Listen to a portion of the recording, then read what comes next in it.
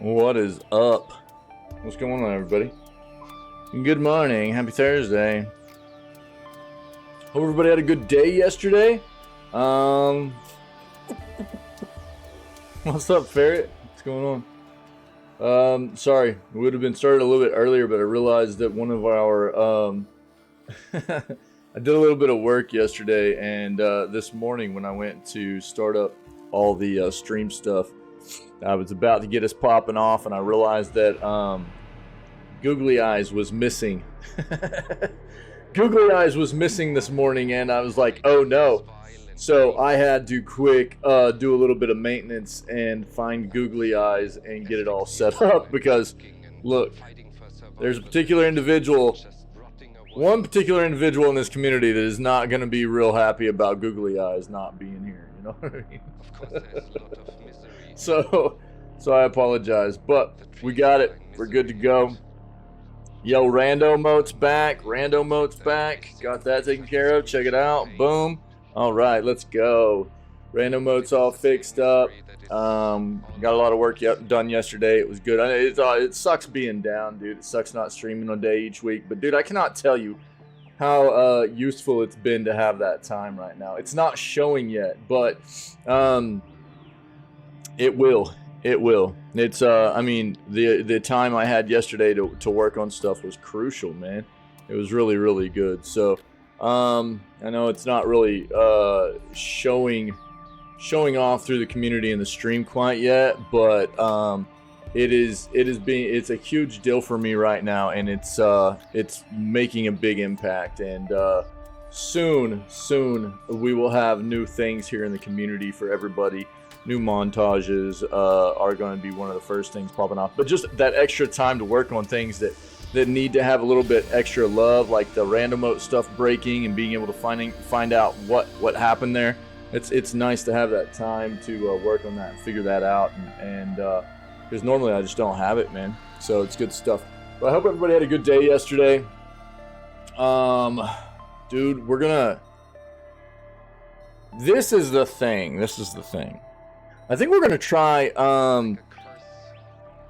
Yeah, it does. And I've got a ton of content that I'm almost finally finished going through. So all the clips and highlights that I basically got done last year for last year's content, the last year of streaming, from 1 year to from the end of year 1 to the end of year 2. I'm almost finished getting all that stuff downloaded, and then it's just a matter of getting those montages built up. I've already started some different things video editing wise to go on for what'll happen with the new montages and stuff, but it's we'll get there, and I think it'll be even cooler to see how things have evolved since then, you know what I mean? But yeah, it'll be good stuff. Did that even pop off? I couldn't even hear. I wasn't even listening. I don't have my headset on. Did it work? AS Sports, Did it's TTS in the game. work? It might be delayed. TTS is weird like that sometimes. Nice one though, Wick. Yeah, I wasn't even paying attention. I don't even know when it came in. Just now heard it. It was delayed. Yeah. TTS is weird like that. It's really, really wonky. I might have to find another program to do our TTS. That's another thing I'll have to look at. This program just doesn't do well with TTS for some reason. Yeah. All right. Cool. Thanks, Wick. What's up, buddy? So yeah, I think tomorrow, dude, we're probably gonna try out Exoprimal. Exoprimal hits tomorrow, and I'm probably gonna try it out over the weekend, just to see what it's all about, see what it's like, see how it feels. We've been watching that game for a while. It drops tomorrow. So I'm probably just going to try it out through like Game Pass, see what it's about, see how it feels. And I don't know, if anybody else wants to hop in and play, then by all means, man, let's play some games. But it's one of those games that I've been kind of following. We've been following here in the community for a while too, and for quite some time, and it's interesting. I like mechs, I like exosuits and stuff. Yeah, Basically, yeah.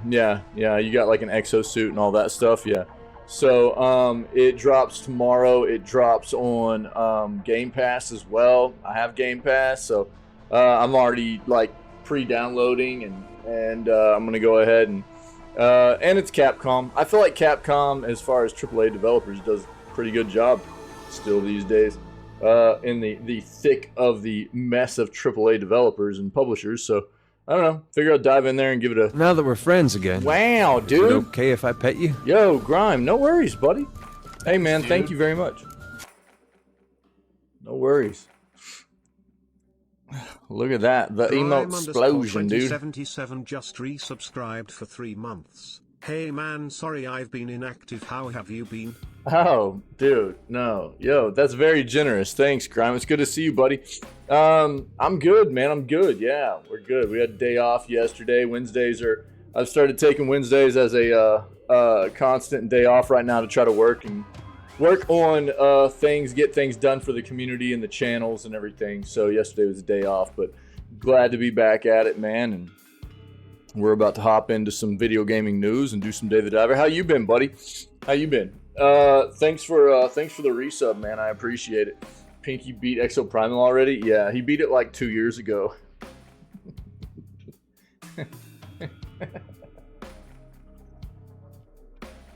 Yeah, dude. Yeah.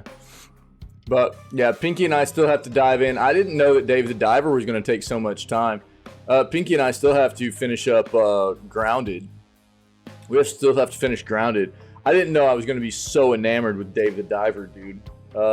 So, I don't know. We're going to have to figure out when to get back into Grounded. He's getting ready to go on holiday, and we'll have to figure it out once he gets back. So, we'll see. I think probably not this coming week, but the week after, we'll get back into finishing up Grounded, probably. Oh, really? Getting back into Metal Gear Solid 5? Want to play all the other ones? Yeah, that's cool.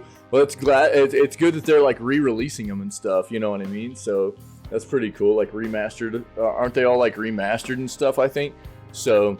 That'll be neat for you, man. So yeah, that's kind of what's been going on and what we're gonna do, man. I think so. We'll get into video gaming news for today, July 13th, and then we'll do another day of Dave the Diver, and then I think over the weekend, at least for tomorrow, we'll start off with Exo Primal. And if it's good, we'll just try it through the weekend and see how it feels for the entire weekend. If tomorrow at least feels pretty good, okay, and see how that goes. Yeah, I saw you playing Farlight last night, dude. I wasn't able to hop in the stream. I was playing games with the wife last night. We had our game night last night. Yeah, so what tier are you in? I don't know, dude. I don't remember. Yeah, I have no idea. No clue. But I saw you and Miss Bat were both in there, right? Were you guys playing together? I was just playing games with the wife last night. But I saw you go live, and I saw Miss Bat on. What was she on? I can't remember what I saw her. I think it was just the Discord. It showed her playing, and I was like, oh, she's probably playing with Wick. You got Cash playing? Better than TOTK, right?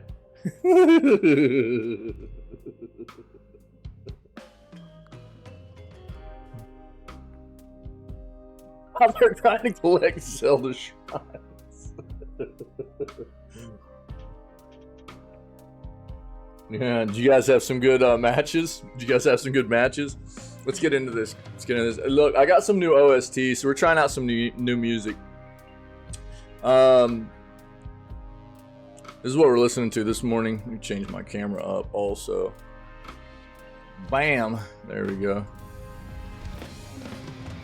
I started it, Grime. I'm just not really feeling it right now, man. I started it, and then I played like 2 days of it.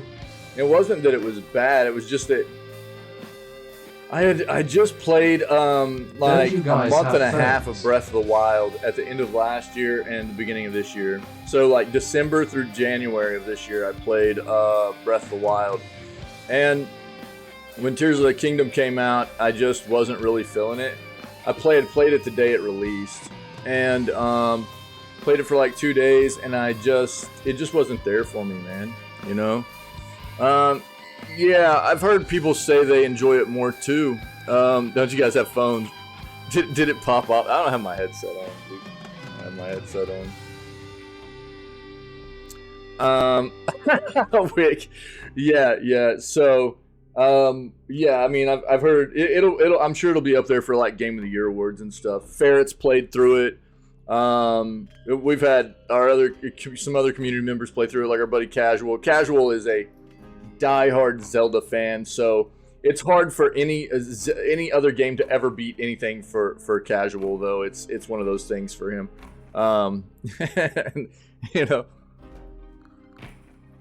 kind of echo played. It kind of echo play. Oh yeah. That should be better now. That's one of those other things I gotta keep working on figuring out there. That should be better. Okay, thanks, Ferret. So yeah, I mean, I'd actually planned on trying to dive back in this month, and then I just still wasn't feeling it yet. I don't know. I don't know what it is. I'm just not ready to play it yet. I don't know. I can't really explain it. It's just not there for me. I think the game's gonna be good.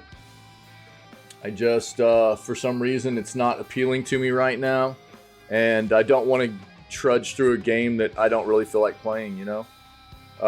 That's the best I can do in explaining it. So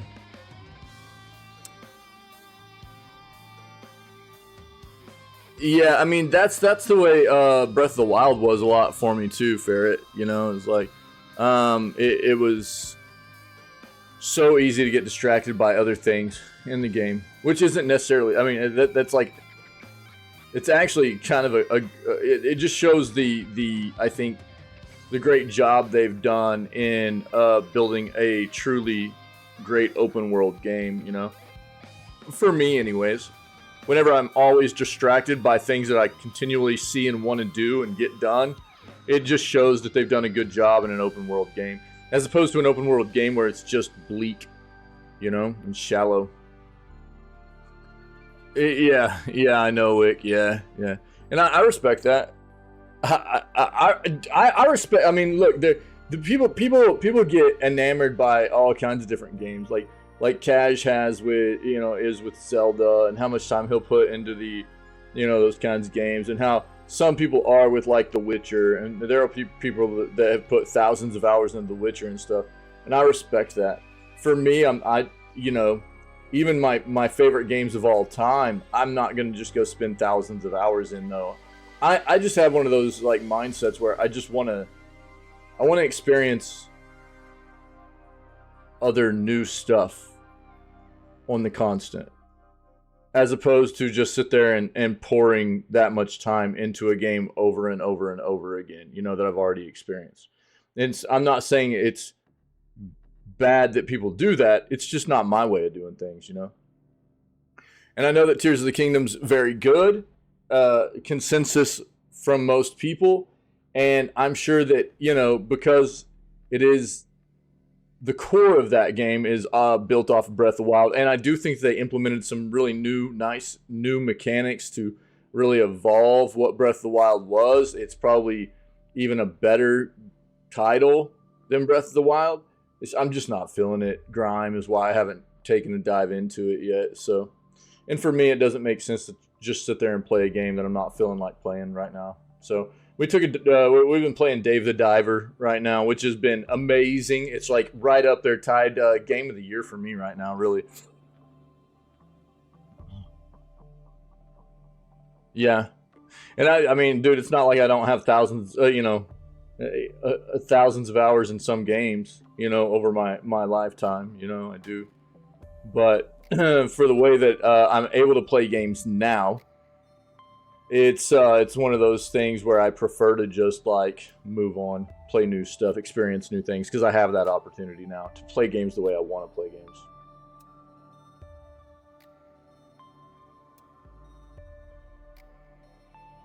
Right, Wick, right, yeah. I won't even give CDPR my money for that game, sorry.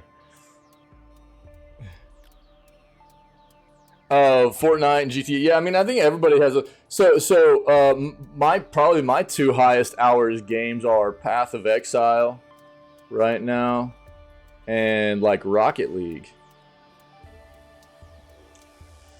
Because those were games that I played a lot before I started streaming that were more just games that were easy to pick up and put down for me. Because I didn't have time to dive into a lot of new titles and stuff and devote to, you know, learning new games and staying up on quest lines and missions and things like that. So I just had a couple of games that I played regularly. And those were them, man.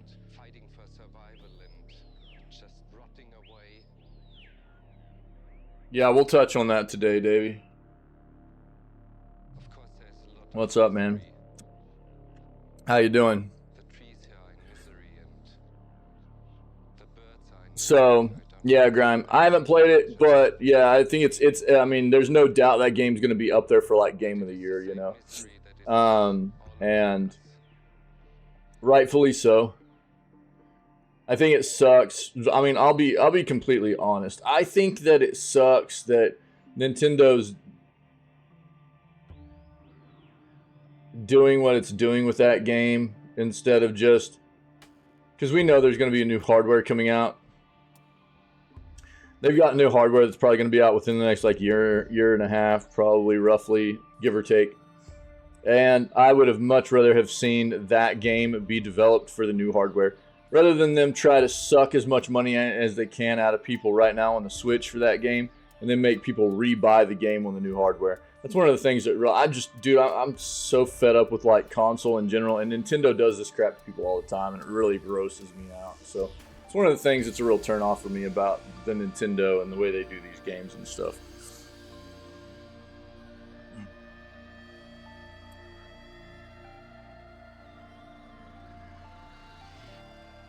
See, many streamers focus on main games. Yeah. I mean, and I've talked about that before too. There are a lot of content creators that focus and become known for certain titles, and that's actually one of those things that I don't want for myself. I don't want to become known for a specific title. That's one of those things that a lot of content creators will also, if they find themselves in that situation,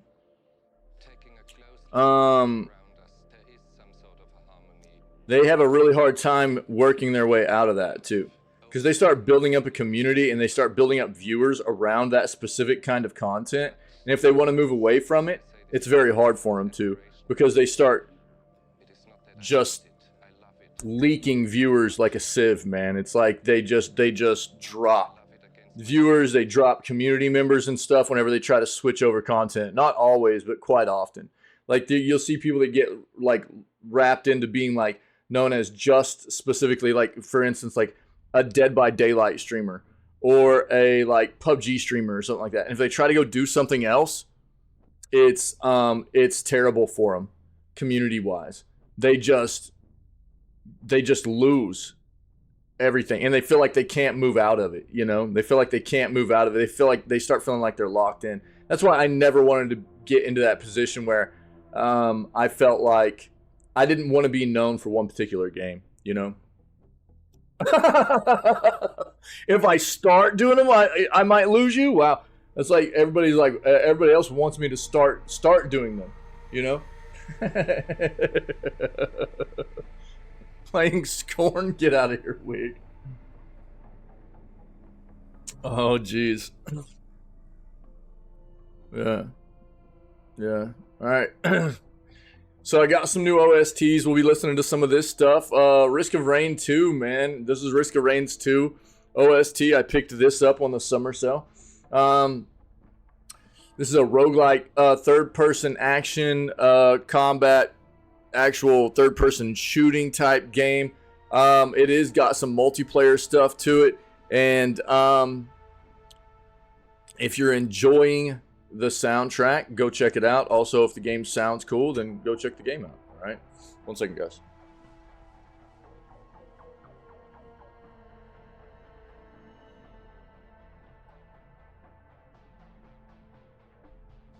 All right, sorry. So we'll pause that.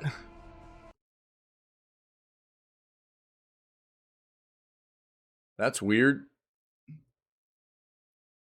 My Steam's bugging out, guys. Oh well. See what happens.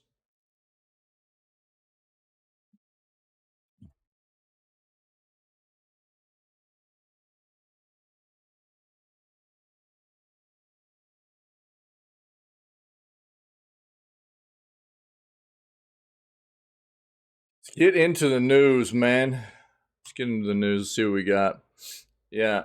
So, I mean, we haven't touched on the news yet. We already know one of the big things that's going to be in here is like the Microsoft wins, the FTC stuff, right? I mean, I didn't really have any doubts about this in the first place. I'm sure we'll hit on it. We got informed Tuesday afternoon while we were playing games. We got informed by a couple of community members that it looked like Microsoft had won the case. I'm really just glad that it's over, so we can quit hearing about all the back and forth bickering in the FTC basically trial, like the regulatory trial that was going on. It was getting really old for me. I said that, like, from the get-go of this initial deal, I figured that Microsoft would be able to proceed with this before they even had to go in front of any of these regulatory boards across the world.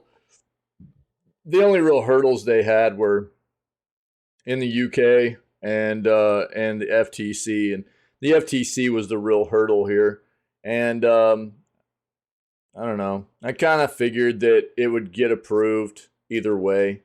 You know, they'd find a way to make it work.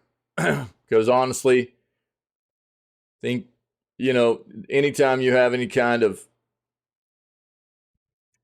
situation in any industry, in any business where you've got a huge, big takeover like this, a big acquisition, there's going to be some anti-competitive sides to it. But it was easy to see how this could also elevate competition. And I don't know. It just, a lot of this looked like Sony just trying to sit back and do what they've always done and not wanting to have to change along with what this would. So it almost made them look anti-competitive. And that's what my whole thing the whole time was like. They just want to call it anti-competitive when they actually don't want to change, Wish what would come to PlayStation. Grime, wish what would come to PlayStation. But I'm sure we'll touch on it. We'll see exactly what comes down. And like, we didn't do the news yesterday because I was off, and we'll touch here on exactly what's going down. Let's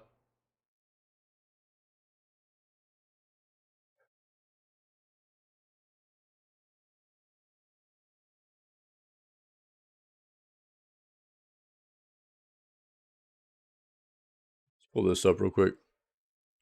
All the CODs. Yeah, I mean, I think this is one of those things, though. I mean, there's been like a lot of hubbub here recently about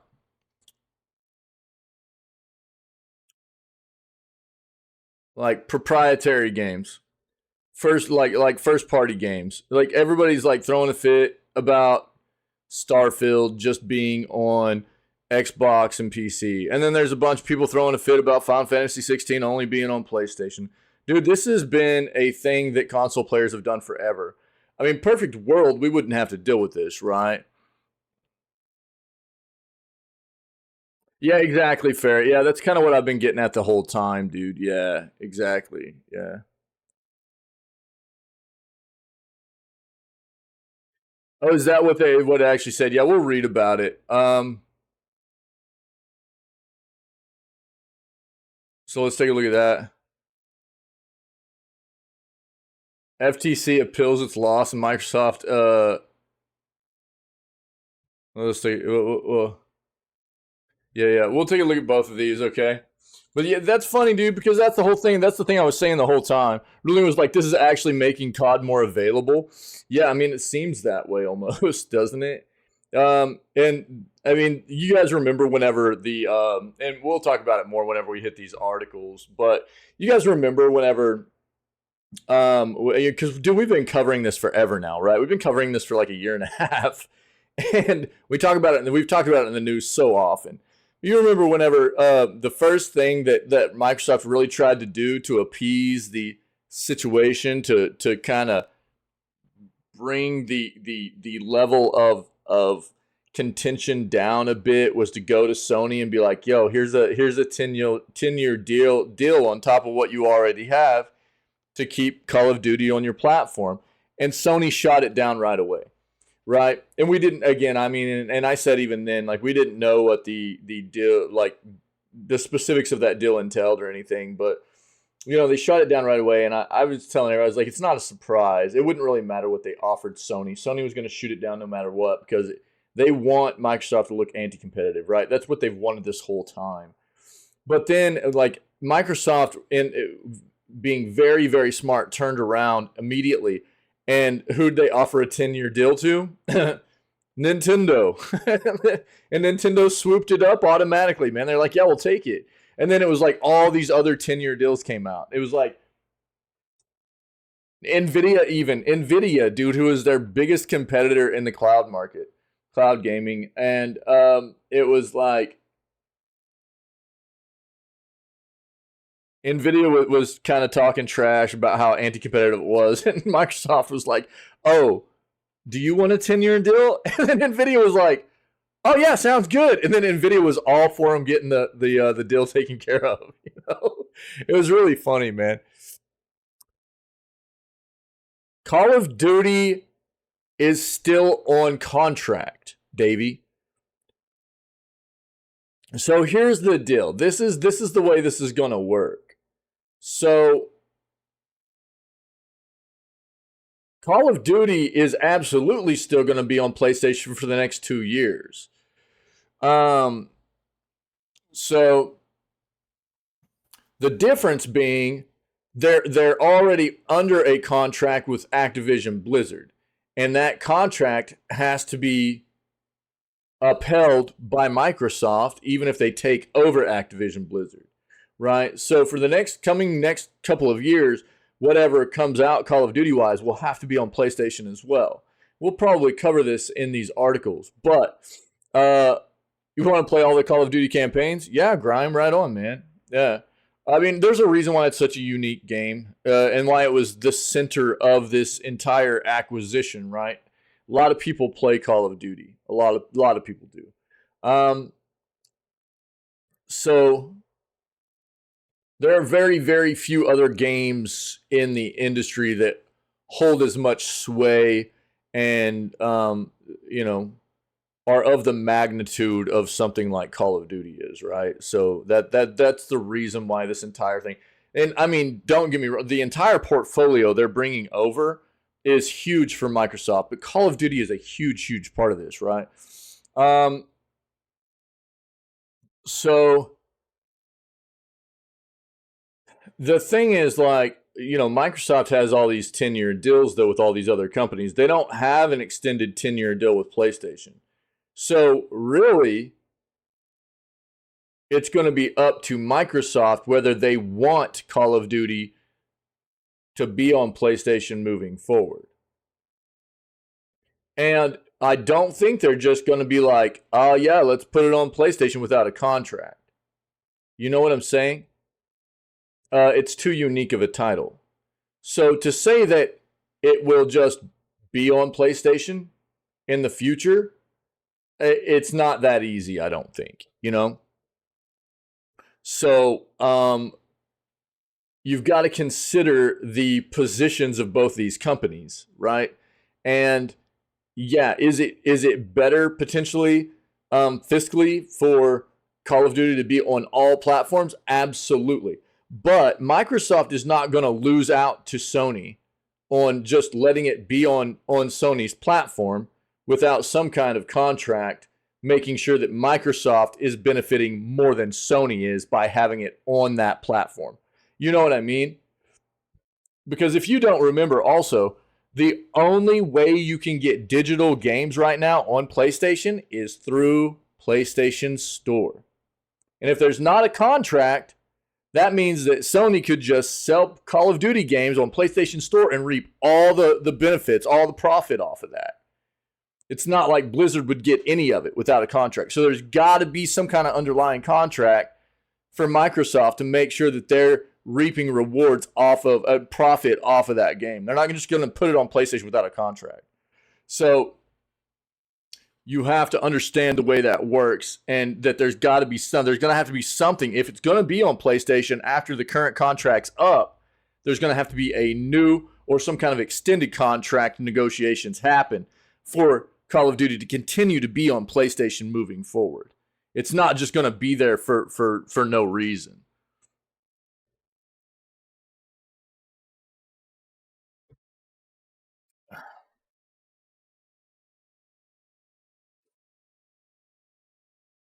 Let's see what else we got here, though. We'll read both these articles, make sure we're up to date on everything that happened with it.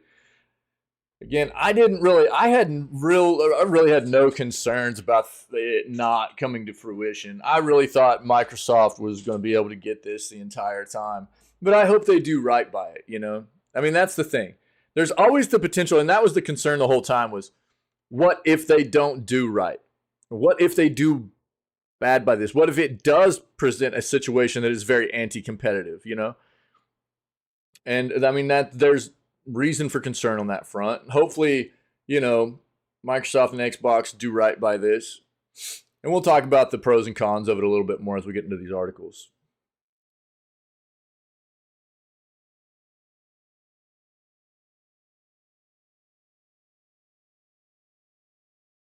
Microsoft Activision faces fresh blow to bid to buy Call of Duty Maker.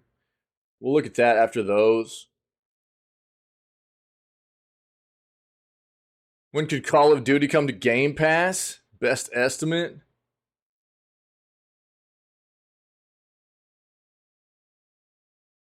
We'll take a quick peek. Limited Run Games is doing Jurassic Park Classic Games Collection. That's cool. We'll start off with all the FTC stuff. Well, I mean, they are taking on Activision Blizzard, right? World of Warcraft possibly coming to Xbox could be interesting. Yeah. I mean, it's not on any consoles right now, though, right? So, I mean, that's the thing that's going to have to be done, right? So, I don't think World of Warcraft's on any console right now. It's just PC, correct? So, oh, so you got to buy the discs. Yeah, Grime, I hear you. Yeah. Yo, random mode's fixed. Check that noise out. What you guys think, man? Yeah, let's go. Nice. Feels good, dude. Feels good. And that Amazers, the perfect first random mode with random mode being back and fixed is Amazers, dude. Feels good. Let's go. I hated that being broken, man. So actually, big shout out to support from that was a weird situation. Nice, Davey. I had some help from the support from Stream Elements. Their support team helped me out. It was a weird situation. None of the other underlying commands for the bot were broken. It was only that command. Only that underlying command that was supposed to output random emotes was broken. That's why I thought it was probably just something either on the side of Twitch or for Stream Elements that was messed up. But I reached out yesterday to Stream Elements to see if they had any kind of knowledge or could, you know, point me in the right direction, dude. And they were able to work me through some steps. It was weird though. That's why, like, because I had tried a bunch of other troubleshooting things, because there are a lot of other underlying commands, like the one that will output, that I use to output these random emotes, and they all worked, man. None of the other ones were broken. So I was like, well, the bot's fine. You know, I was like, it just has to be something on the side of like their servers or something like that. And big shout out, dude. I reached out to them yesterday. They got back to me. Yeah. It was like so that was basically the command. There's a dollar sign that goes in front of it, but it was just showing broken all the time, and I was like, what the crap, man? So there's a dollar sign that goes in front of that, and it's the underlying command that spits out a random emote, and it works through Stream Elements, but you know it outputs because of Twitch's random emotes that you have set up, and you know all the emotes that are on Twitch and everything, and it was it was just weird that because there's a bunch of those kinds of commands, and I tested a ton of them, dude. I tested a ton of them, and they all worked. They all worked besides that one, and it was just that's why I was like, dude, it can't be the bot. Otherwise, they would all be broken, right? But apparently, there was some issue. My bot was like bugged out, dude, and they like worked me through getting the bot all fixed and everything. So big shout out to support from Stream Elements, man. It was actually my bot that was broken, and I wouldn't have ever thought. I sent them an email yesterday through their support and was just like, hey, I'm having this issue. Don't know, you know, it's weird. It's been down, you know, I've it's been almost a week now, and I just thought maybe it was on the side of Twitch or you guys, but it's still not working, and just wanting to know if you guys had any idea how to resolve this or whatever, and they hit me back, dude, within like an hour, and had some steps for me to work through and try and everything, and sure enough, dude, got it working. It's kind of wild. It wasn't what I was expecting. It was pretty cool. So shout out to Stream Elements support, dude. Amazing, dude. Quick support, and it got everything resolved for us, man. So big shout out to Stream Elements support. That was awesome.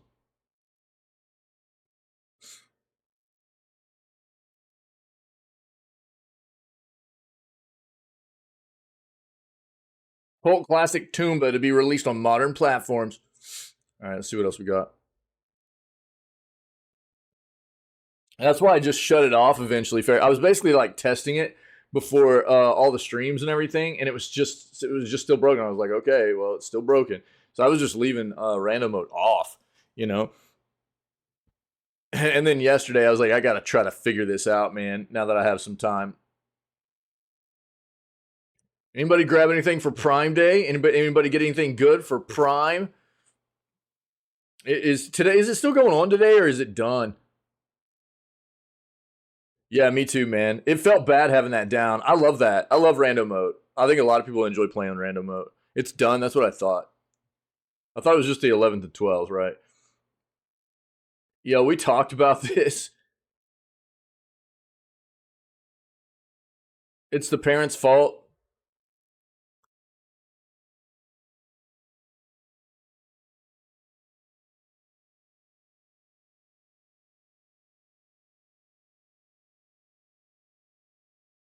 Oh, nice, dude. All right, cool.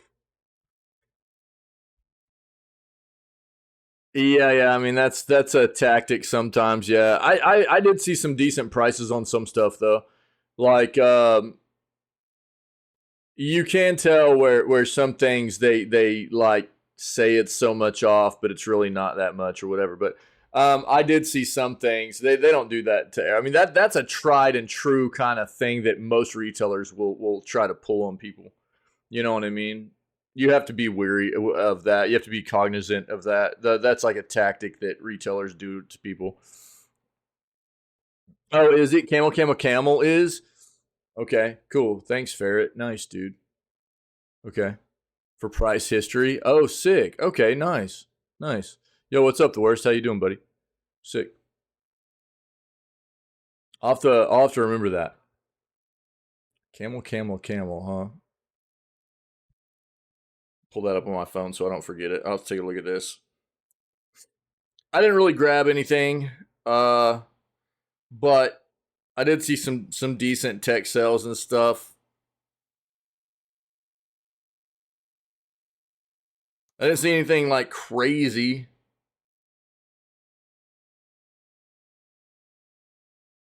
Oh, yo, they got like a what? Oh yeah, check that out. They've got like by country and stuff too. That's dope for like top Amazon price drops. Yo, that's really neat, dude. Yo, sick. Yo, that's pretty neat, man. Nice. Thanks, buddy. You've probably told me that before and I just forgot because I'm the three head.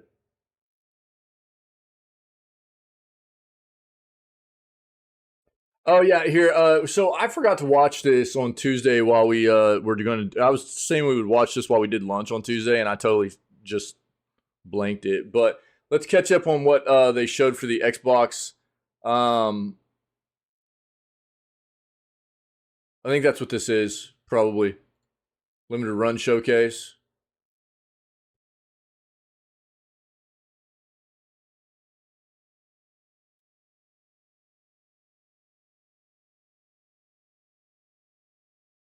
We'll take a look at this. We'll take a look.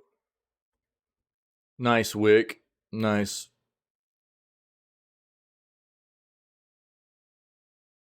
I think this is only showing 7 TV emotes, though. Yo, what up? Yo, Kayla, what's going on?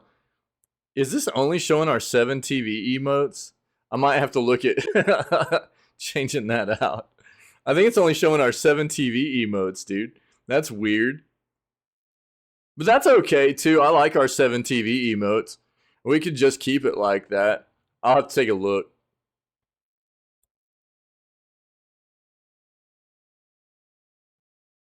I'll have to take a look. Yo, Kayla, you were almost going to be mad at me this morning. The googly eyes, I was doing some maintenance on stuff yesterday. Yeah, fair. It was good. It was good. I got a lot of stuff done. Got a lot of life stuff done. Got stream stuff done. So it was good. Yeah, thanks for asking. I was starting up the stream this morning and I noticed that Googly Eyes was missing. Dude, not missing from redemptions, but it was missing actually from the filters. Dude, I don't know what happened, but yeah, Googly Eyes was just missing from the filters and I was like, "Oh dude, Kayla's going to be upset." So like I had to start the stream late so I could get Googly Eyes put back into the camera filters. It was the only one. I don't know what happened. I did a little bit of work on the camera filter stuff yesterday too, and I don't remember it being gone. But this morning I got in here and looked, and I was like getting everything set up, starting the stream up, and I noticed Googly Eyes was gone. I was like, Kayla will be upset, dude. I got to get this started up. I got to get Googly Eyes put back in. How are you doing, Kayla? Are you feeling any better?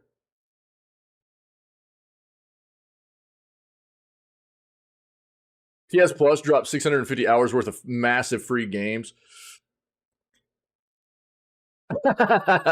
Not really? God dang, dude.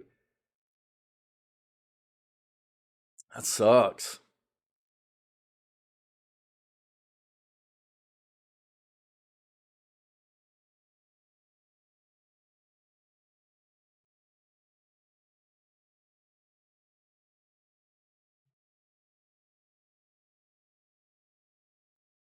Yeah.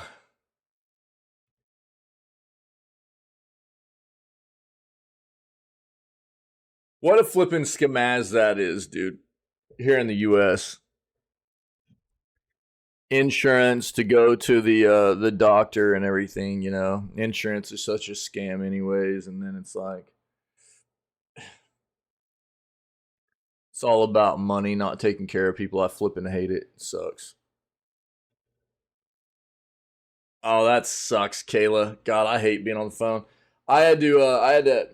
Well, we actually have a couple of like um recalls for the one of our vehicles that had come up, and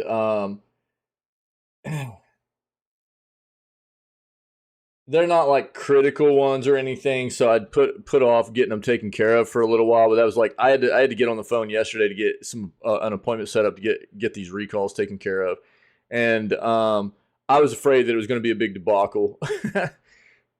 But dude, it was real easy. It was real easy. So yeah, I was pretty happy with that yesterday. I got that all set up. So I'm gonna next week on my day off, I'll be getting some needed maintenance, some needed recall maintenance taken care of on one of our vehicles.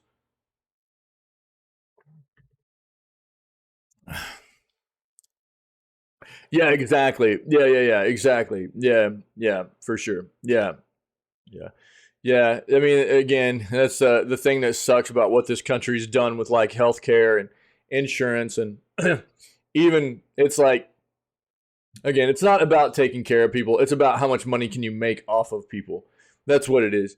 And if you can't make money off of people, then you don't take care of people. You just let them suffer and you let them die. And it's not about curing people. It's about treating people. Because if you treat people, treatment's ongoing. Curing people stops money flow. It's a terrible, terrible situation we've done in this country. What's up, Psycho? Isn't that insane, Kayla? Insane. Yeah, it's disgusting, dude. It's disgusting. Yeah. Psycho, what's up, buddy? Hey, man, I saw your Discord message this morning. I didn't see it until this morning when I was starting up the stream. I didn't get to reply. Bro, that is a really weird situation. Both of your hard drives crashed at the same time? I mean, can it happen? Yeah, but like the chances of that happening are kind of like astronomical unless something happened to cause that issue. Like some kind of like, but this is the thing. Usually if something happens electrically to cause that issue, like some kind of huge surge or like static buildup or something like that to like thump these hard drives and you know, crush them, then usually you're going to end up with a bunch of broken components in your PC as well, not just the hard drives. So just to have the hard drives fail for no reason at the same exact time and all the other components in your PC to be fine, that's a weird, weird, weird coincidence, dude. I'm not saying it can't happen, but it's kind of sus, dude.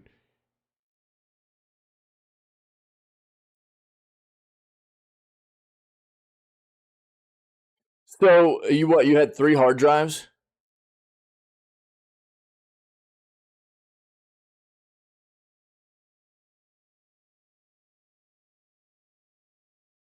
Yeah. So you had 2 HDDs and 1 solid state? Is that what you're saying?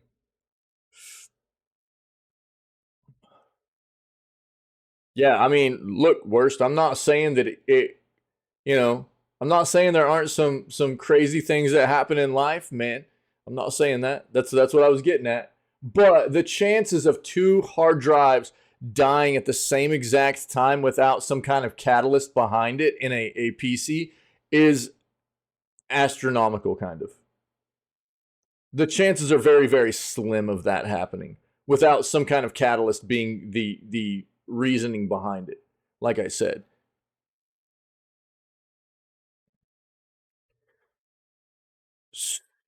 So you had 3 hard drives. The 2 HDDs they're saying are dumped. They're dead. But they said the solid state's fine. Did they confirm the solid state's fine?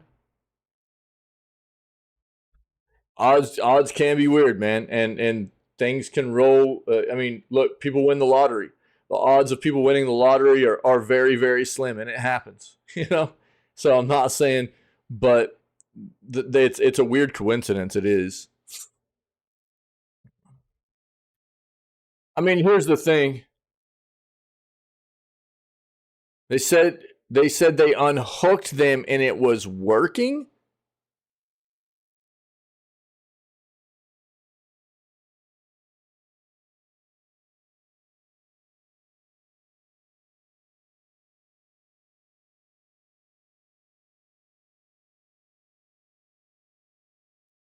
Is your operating system installed on your solid state drive?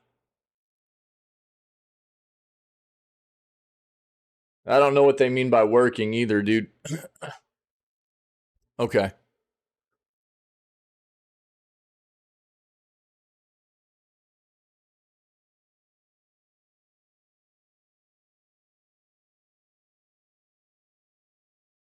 That's weird. Yeah, I mean, if they're saying all they needed to do was unhook the HDDs and everything's working, then I think that your best bet is to probably just I don't know. That's weird, dude. I've never really heard of anything like that happening. If everything was running off the solid state drive operating system wise in the first place, and then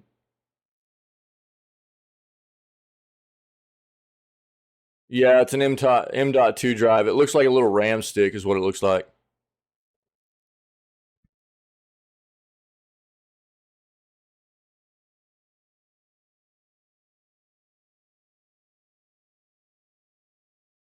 But that's the thing. If your operating system was installed on that hard drive the whole time, this is what I don't understand. If your operating system was installed on that hard drive, the solid state drive, the whole time, and that hard drive didn't crash, then why was the computer not booting? Yo, thanks, Kayla. Appreciate it. It's good to see you, friendo. I hope you start feeling better, dude. I'm really sorry. That sucks.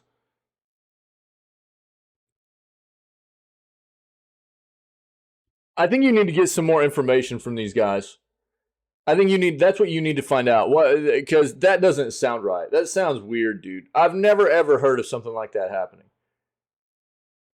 Why would just unhooking some HDDs that were used as like extra storage drives or whatever affect the boot of a PC when the operating system wasn't affected at all?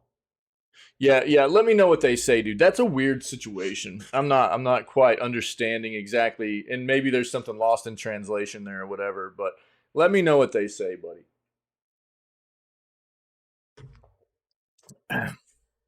Ferret's around too. Ferret's got a lot of experience in troubleshooting this IT stuff, dude. We'll get us a little bit more information for what those guys are trying to tell you.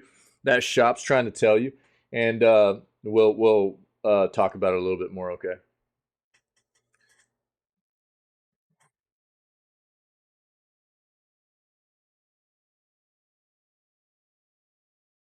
Yeah. Like I said, I mean, I'm not necessarily saying that either. It just seems really weird. Yeah. All right, buddy. Yeah, it just seems weird. And like I said, it seems like there might just be something lost in translation there. It's a weird situation.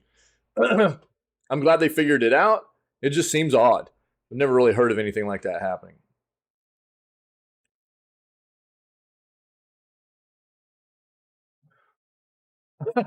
D4 Necromancer one shot the game's hardest boss not once but twice. Nice.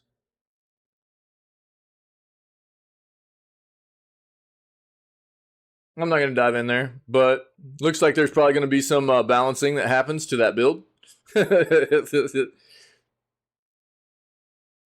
Oxenfree 2's Metacritic score revealed. Yo, this game just released yesterday, right? Let's take a peek at this. There's been a lot of people excited to see this. And again, if you're excited to play or Oxenfree 2, and you don't necessarily want to buy it, but you have a Netflix subscription, you can play Oxenfree 2 on Netflix. No ads, no microtransactions, anything like that. It's just part of your subscription, right? All fair. That's fair. Yeah.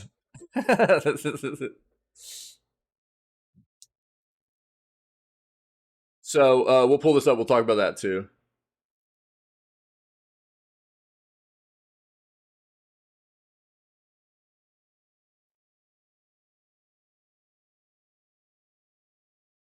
Oh no, dude, for real. The Horizon series has an unreasonable amount of projects in the works.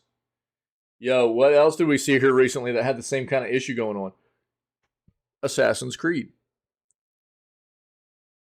I wonder how many. So we know Assassin's Creed had like 11 projects currently in some form of development that aren't released yet. I wonder what Horizon has.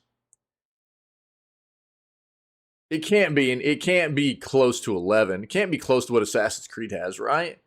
Right? Yeah, I needed to ask Ferret what kind of headset he got too. I got sidetracked there.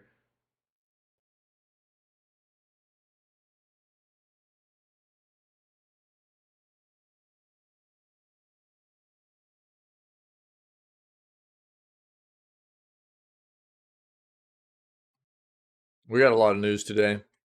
It always works like, oh, dude, and I should have been doing this too. I'm kind of an idiot. On our next search, I'll have to update the search criteria here, or the time frame.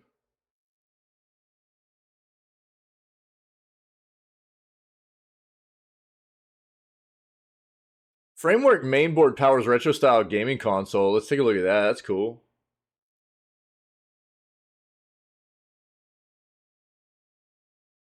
Free Steam game. See what that is.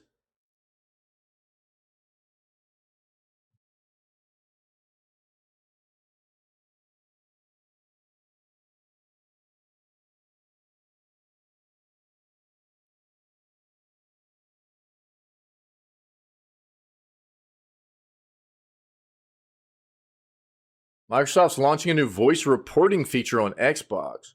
Okay. It's coming out of India. I wonder if it's only in that area or what. We'll see. Old Call of Duty games matchmaking might have been fixed. I'm not. We got enough news today. I'm not going to dive into that.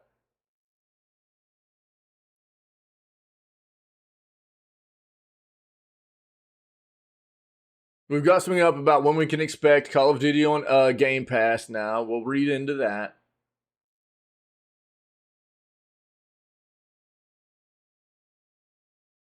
We've already seen this too. All right, here we go. Oh, you got the Arctic 7 Steel Series? Nice, dude. Did you get them at a good price? You don't have to tell like what, but did you get them on like Prime Sale or something?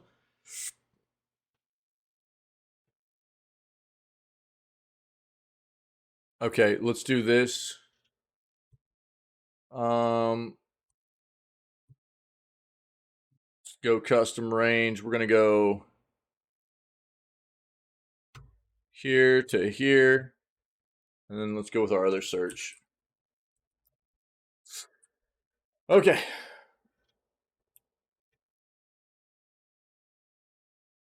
We already read about that on Tuesday.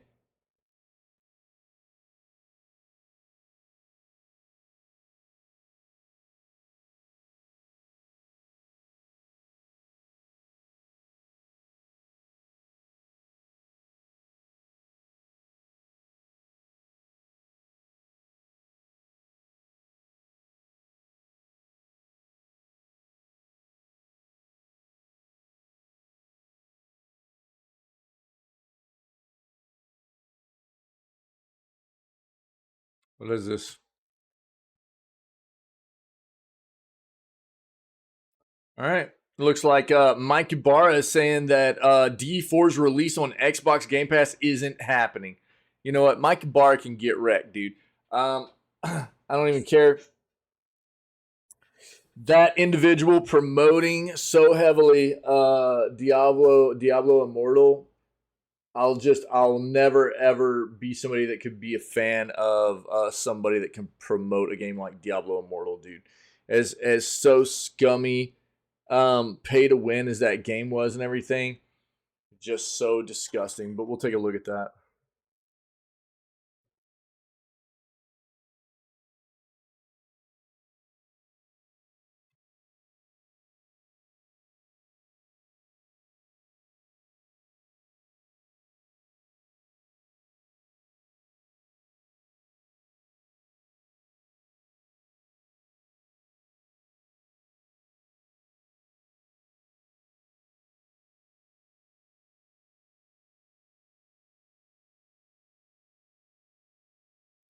Valorant Mobile's been dropped by Tencent. We talked about this on Tuesday too. Denuvo is basically going to be pushing out 2 copies of games that are being tabbed to incorporate their software on. They're going to start pushing out 2 versions to official sources to test these products. So they're going to be pushing out a version, and these will be the same software versions, like version 1.0.1 or whatever that consumers would get initially too. but it'll be 2 versions for like official kinds of testers to look at, and it'll be one that does have de novo included and the one version that does not. What they're trying to do is they're trying to prove that de novo does not affect game performance. So it looks like we're finally going to like maybe get some definitive idea as to whether de novo is in fact a game breaking kind of software, because we've had so many independent testers come out and developers themselves that have said, well, it's not us, dude, it was de novo, the game was fine. De novo's the de novo software broke our game. De novo's tired of it apparently, and they're tired of being a scapegoat as they see it, and they want to try and prove that they are not the ones that are creating these issues, well, they're not. It's not just going to be one game, Pinky. It's going to be basically all games moving forward. All games. Love them, comfy and good sounds. Good, dude. Yeah. Oh, you've had it for a year. Yeah. Oh, yeah. I thought you meant you just got them. Okay. Yeah. Yeah. So this isn't a one-off thing. This is something they're going to be doing. Apparently, from what we read, it's going to be something they're going to be doing continuously moving forward. They're going to just be sending out 2 versions of the game, one that has their software included and one that does not. And it's in an effort to prove that their software does not affect gameplay according to them. Does not affect the performance of the software. It's not just like a one-off situation. So it looks like they're trying to do everything they can to prove that it's not their issue, and it's more on the developer side of things, and they've just been kind of a scapegoat for stuff. We'll see. We'll find out once this starts taking place and they start pushing out these different versions to testers. And apparently it's not going to be just like a small number of testers and stuff. They're going to be giving this to a lot of independent testers and critics and stuff to take a look at and test side by side and everything for performance. So we'll see what happens. But that's everything that's TLDR for everything we read on Tuesday. What's up, Pinky?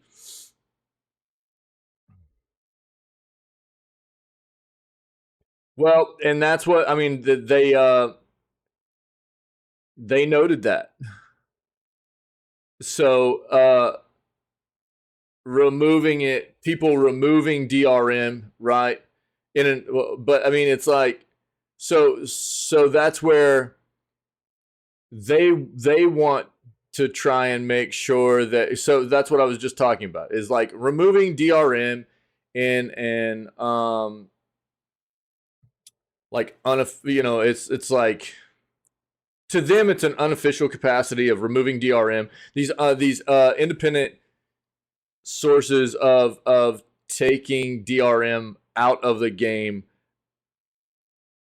after it had already been implemented and saying that they did it the right way or whatever, and that or whatever, and instead of it just being a, hey, this is the version of the game that we were sent by the developers, it has not been touched by us, and then here's the version of the game that we implemented DRM in, and it's the same exact version, just with one in and one out, rather than independent sources taking and people having to go by everything that they say of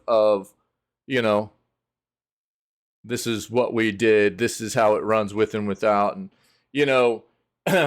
they're trying to do the best they can to ensure that everything is being done the right way, apparently. I don't know. I'm not saying it will or will not prove them right or wrong. I'm just saying they're trying to show in an official capacity what the difference will be, right? Rather than independent sources taking it upon themselves to like remove DRM unofficially from software and then show like a side by side or whatever. I don't know. That's what they're trying to get at. They even noted that in like their statements and stuff like that. So you can read into it if you want. Again, it's in the news segment from Tuesday.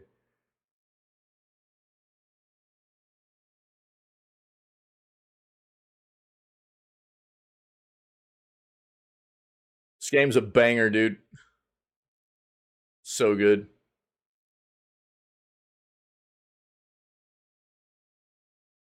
It's not themselves, dude. It's not themselves. That's not what I'm saying.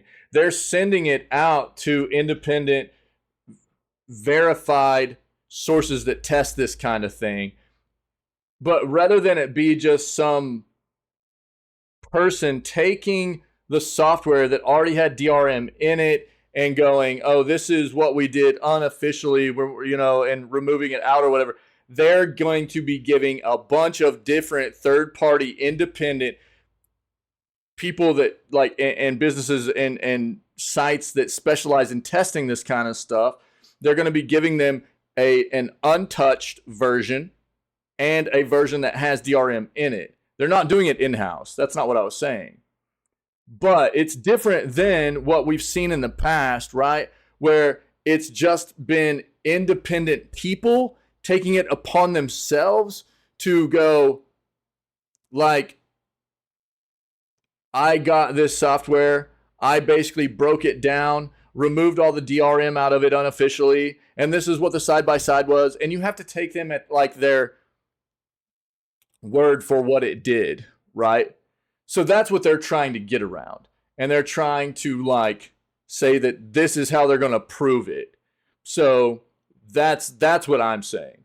They're not doing it in-house. They're sending it out to independent sources and stuff like that. But it's a different way of showing the testing behind it because it's untouched, two different untouched versions, rather than people trying to like strip things out of the software after it's already been touched in the first place. You know what I mean?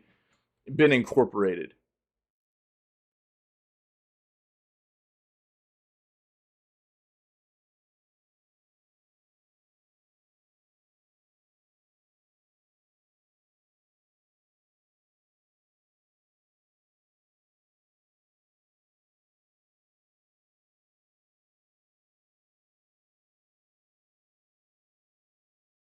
Yeah, me too. That's what I'm saying. I'm not saying that like I believe it's going to actually prove their point or anything, but I do think that if they believe that strongly, I don't think that they would be doing this if they didn't believe that strongly and that they can try and prove a point that it doesn't mess up software. And I'm that's why it's intriguing to me. I want to see the results too, because everything they're doing here is like it seems pretty legit in a way of trying to prove a point that it's not affecting software the way maybe we thought it was. But I mean, the results will tell the tale, no doubt about it. That's why I'm interested in it. Absolutely.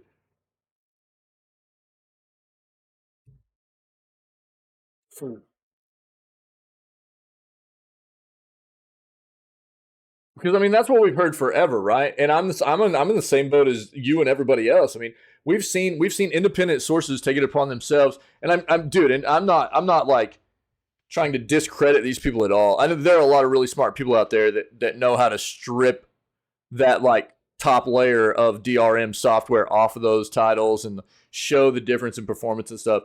And that's a lot of what we've seen, right? We've seen that kind of stuff, and we've seen even developers go, well, oh well, the performance, they've used Denuvo as a scapegoat for a long time. The game was fine. The game was fine. It was performing great. And then, when the game gets into the hands of consumers and it's bad, then they blame Denuvo.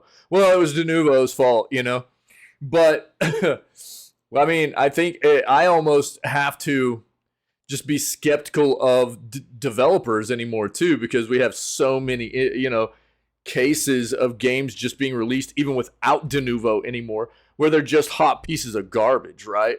They perform terribly. And it's like, well, I mean, it couldn't all be Denuvo, you know what I mean? So I'm really interested to see what the results are as well, man.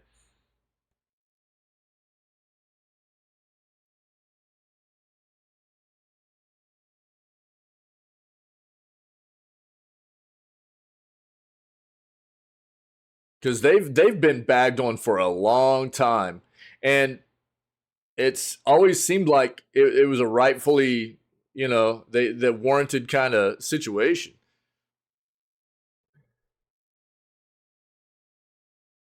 Oh, for real? Oh, if you can remember what that was or find that, dude, let me know. Yo, fair. Is that what you just grabbed off of the cell? Oh, for real, Pinky? Oh, nice, dude. Yo, do you if you can remember what that was, dude, let me know. Because that sounds like exactly what Denuvo's trying to do now. You know what I mean? Oh, you've had those for a long time. What are the ones you just got, dude? You said you just got headset off the Prime Day stuff. Yeah, Pinky, that sounds like exactly what Denuvo's trying to do now, though. So that they're trying to send out like basically the untouched and then the version of the game, and they're both the same like patch version. You know what I mean? Or version of the game, like version 1.0.1 or 1.0.2 or whatever. And it'll be that version of the game. One will be like untouched by Denuvo, and the other will just have Denuvo's software on it. And that's what they're like pushing out for the testing, so that people can get a good idea of what the difference is in performance. I'm really interested, dude. Oh yeah, you're good. It's no big deal. Just if you think about it, dude, I'd love to know, because that's really interesting, man. I'm not. Yeah, I mean, I've always felt like it was, Denuvo played a big part in the issues, but as we've moved forward, man, and we see how many issues these developers have just on their own, I feel like it can't all be Denuvo when a Denuvo game comes out. It can't be, dude. Sometimes, probably. Sometimes, I know. I think there's definitely been some iterations, some cases where Denuvo has absolutely probably really messed up some games. But then I think there's definitely probably some other cases where it was just bad development,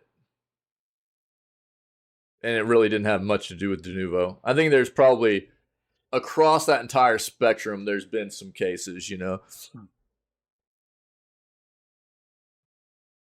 Well, yeah, I mean, that's DRM. That's one of those things that we've talked about a lot too. Is that's one of the big issues behind it. Is um, that's just DRM inherently. Even if it's a lot of platforms incorporate um, DRM as what they like. Steam, for an example, right? It's DRM is just part of their platform, whereas GOG is one of the more well known platforms that doesn't do that, right? So that's why, as much as I'm not a big fan of CDPR, currently as a developer, I love GOG as a platform, because GOG does not incorporate DRM, meaning that basically, for anybody that's not aware, take the difference between those two platforms, right? Steam, even if you have a game downloaded, a single player game downloaded, if you're not connected to the internet, you can't access your library. You can't play your games, basically, is the way that normally works. And that's because DRM is incorporated in the Steam platform, meaning that they need to ensure that you connect to the servers, they can verify who you are, and that you own those games before you can actually play those games, even if they're actually locally installed and just like a single player game that doesn't utilize any kind of online functionality, right? As opposed to something like GOG, which is Good Old Games, where they don't incorporate DRM, right? So you can own these single player games, and as long as you've at some point downloaded and installed those games, you can just play them. You don't have to have online, you don't have to connect online to be able to access those games and play those games on your local machine, which is really the way it should be. You know what I mean? Oh, it was Doom Eternal? Oh, really? We might have to look into that. Pinky, thanks, dude. Yeah. Yeah, fair. Everybody does. Yeah. Yeah. Yo, Pinky, interesting. Nice. Yo, I didn't know that. Yo, cool, man. That's good information, dude. Thank you. Thank you. Doom Eternal. Okay.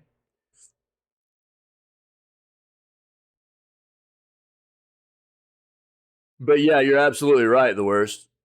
Yeah, DRM is one of those things that a lot of people have an issue with inherently because of what it does, and that's why GOG is a good platform because you don't have to deal with that kind of stuff.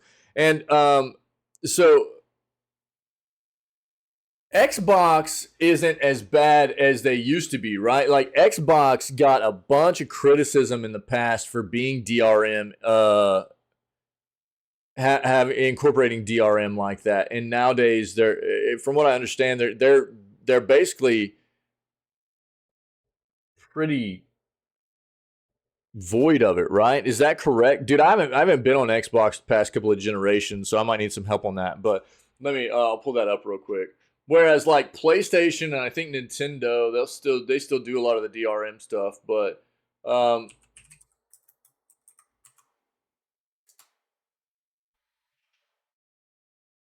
yeah, it was like later last year.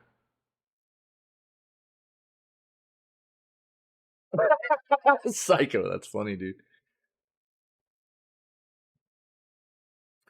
Yeah, so DRM being digital rights management, right? I always forget what that acronym stands for, but last September, Microsoft confirmed it made changes to how DRM works on Xbox One and Series X and S consoles to make more games playable while offline.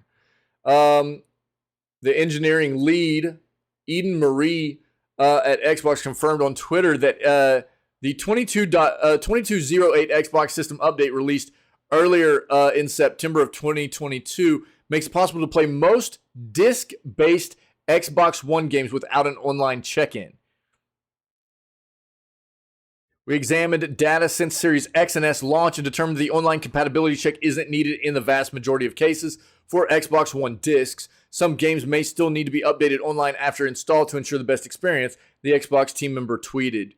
Yeah, they'd gotten a bunch of criticism about their DRM incorporation on their Xbox consoles until they actually went through this. Yeah. So I remember reading about that. So they apparently Xbox doesn't incorporate near as much DRM as they used to, but they got a lot of criticism about it. Pinky, thanks, man. I'll have to look into that. That's interesting. We'll have to pull up the results of that. That was Doom Eternal. Interesting.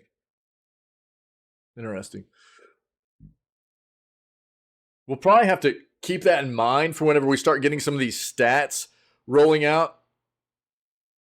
When they start testing all this de novo stuff, we'll have to pull up that Doom Eternal stuff to compare it as well. You know, here's another thing to keep in mind also. Maybe de novo is finally doing this because they have evolved their software to a point where it's not affecting games now. But in the past it was. I mean, that's something you have to keep in mind as well, right? Maybe they're at a point now where they're like, they've engineered their software well enough that it's really, the effects that it could possibly have on software is minimal to none currently modern, whereas in the past it could have had a bigger effect, you know? Maybe that's also something we need to keep in mind. I don't know.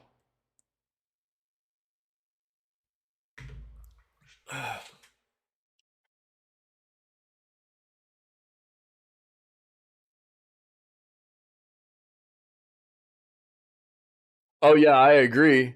I agree. I agree. But they're not gonna tell us that either, though, right? See, that's the thing that's gonna continue to make this really hard to discern between current DRM and past DRM, right? At least we have the Doom Eternal thing we can bring up. That's great, dude. I didn't know that. So we can bring up the old Doom Eternal thing. So like if the current testing stuff that comes out, they're like, yeah, it looks like DRM doesn't really affect gaming quality. Then that still leaves a lot of question marks for what it used to do, right? That doesn't mean it didn't ever affect. It just means it doesn't currently affect. Yeah? So that's something that people have to understand is like this testing hasn't been something that's been going on through the entirety of DRM being incorporated, de novo DRM being incorporated on software. It's just currently started being tested. So it doesn't mean it didn't ever affect. It just means it probably now is a better software. So that's something we have to like take into consideration. Absolutely. Yo, hey, Psycho. Oh, fair. We might need to talk to Psycho a little bit. Apparently, dude, he was having some PC issues. He had a PC with a couple of HDDs and a solid state drive. Solid state drive had the operating system on it, but the PC like wasn't booting into the operating system. He took it into a local shop and they said both the HDDs were dead. They unhooked them both and the computer booted. But the whole time the operating system was on the solid state drive.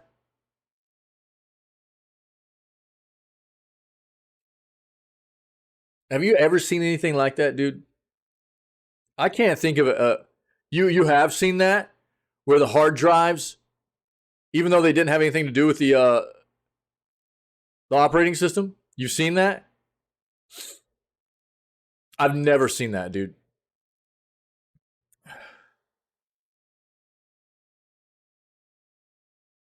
What causes that?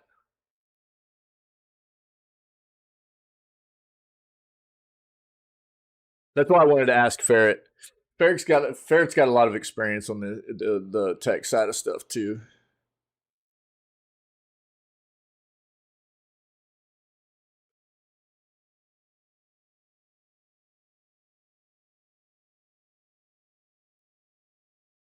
All right, let's get into these articles here. Let's do this.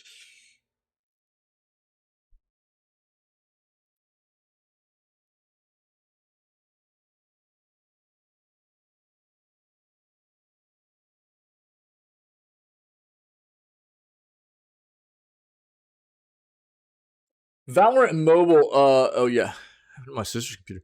Main OS was on a drive. Other HDD was just storage. Just because the system keeps trying to read it, eventually it might boot up the drive. It will be missing. Well, yeah, I mean, obviously, if a drive dies, then it just isn't there, right? I mean, that's normal. I mean, that's the only way I've ever seen a drive. But I've never seen. I mean, unless something goes wonky, I guess, with like, because usually you've got a boot order set up, right? And your boot order is after Windows or your operating system gets installed, your boot order is usually set up in a way that you hit that drive first, right? You hit your operating system drive first. So maybe it was something to do with that. I don't know.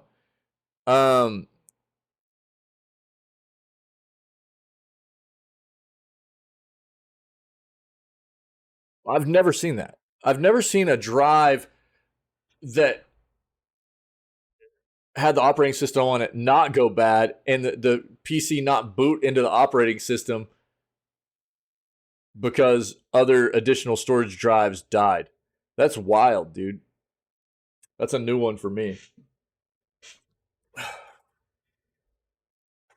Just confirm you say, yeah, no, I appreciate it, man. Yeah. Okay, Psycho.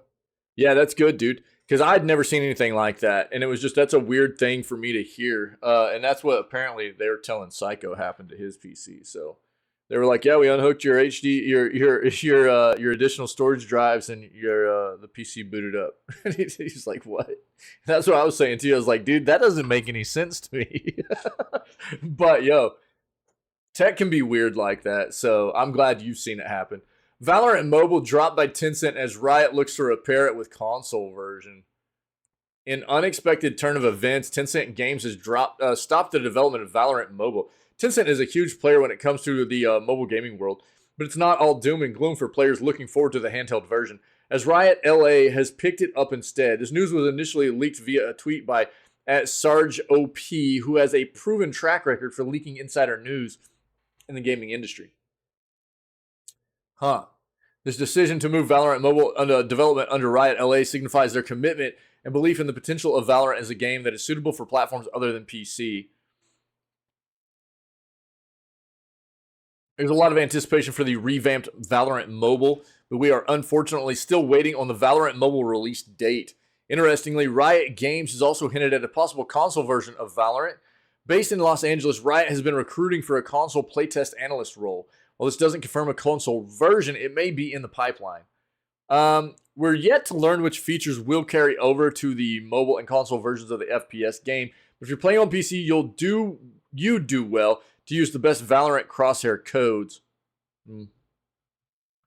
I mean, here's the thing, dude. We've seen so many other popular major platform FPS games just either die very quickly on the mobile front or not even make it, you know?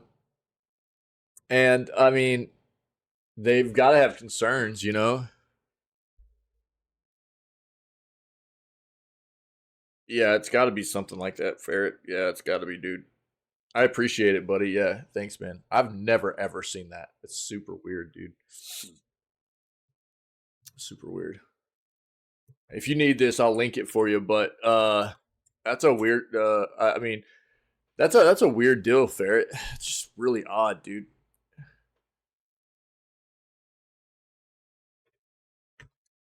It just, for me, logically, and like the whole process of the way like that stuff works, it doesn't make sense. But I mean, dude, there have been so many things I've seen on the tech side of troubleshooting that don't make sense that you just got to accept it. You know what I mean? It's so weird. Valorant and mobile dropped by Tencent as Riot looks to pair it with console version. This is again, I think it's just that there's got to be some hesitation on that part. There's so many. The mobile market's huge. There's been a lot of big games for that I think a lot of these developers thought were going to do well on the mobile front, and they've just been nothing really, you know? So there's got to be a bit of hesitation there. Yeah. Oh, for real? It was that lens arm, dude, with that lens arm in there, probably like kind of stuck or something. Stun locked? To get stun locked in there? PlayStation Plus, yeah, it's never good whenever you hear an HDD start making noises, dude. Yeah. Yeah, all right, dude. Yeah. Yeah, PlayStation Plus dropped 650 hours worth of massive free games, guys. Another month and PlayStation Plus drop with July's editions offering players 650 hours worth of content. PS Plus subscribers have been treated with 15 new titles, which will be added to the extra tiers game catalog on Tuesday, 16 July.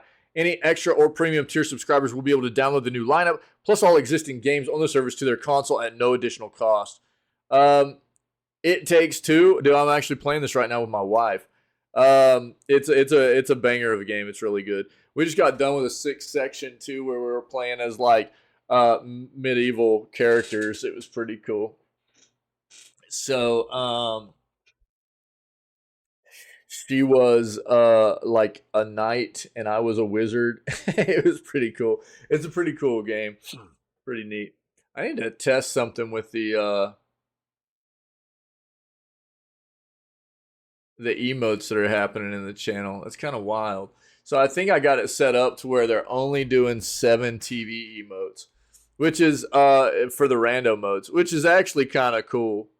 But that just means we need to get a lot more 7 TV emotes up, right? Don't fret if you're only on the essential tier. What do we have, like 70 something, I think? I think we have like 70 something. Maybe not. I need to look it up. I need to pull it up. We'll look in between the news. Don't fret if you're only on the essential tier, though, as PlayStation has updated their 3 free monthly games, which are available to download right now. The 15 free games being added to Extra are It Takes Two, Undertale, Dismantle, SnowRunner, Samurai Warrior 5, Sniper Elite 5, The Ascent, My Little Pony. I'm a brony. Look. I've even got my brony tail. See? Oh, actual work arrived? Oh no, Pinky. SpongeBob SquarePants, Battle for Bikini Bottom, World War Z, Dynasty Warriors 9, Melty Blood, Monster Jam, Steel Titans, Fast and Furious, Spy Racers, Circus Electrique. All 15 games will give you a combined total of over 650 hours of playtime. Perfect if you're looking for your next big PlayStation adventure. Safe to say fans were impressed with the additions, especially with the arrival of quality titles like It Takes Two, Undertale, and Dismantle.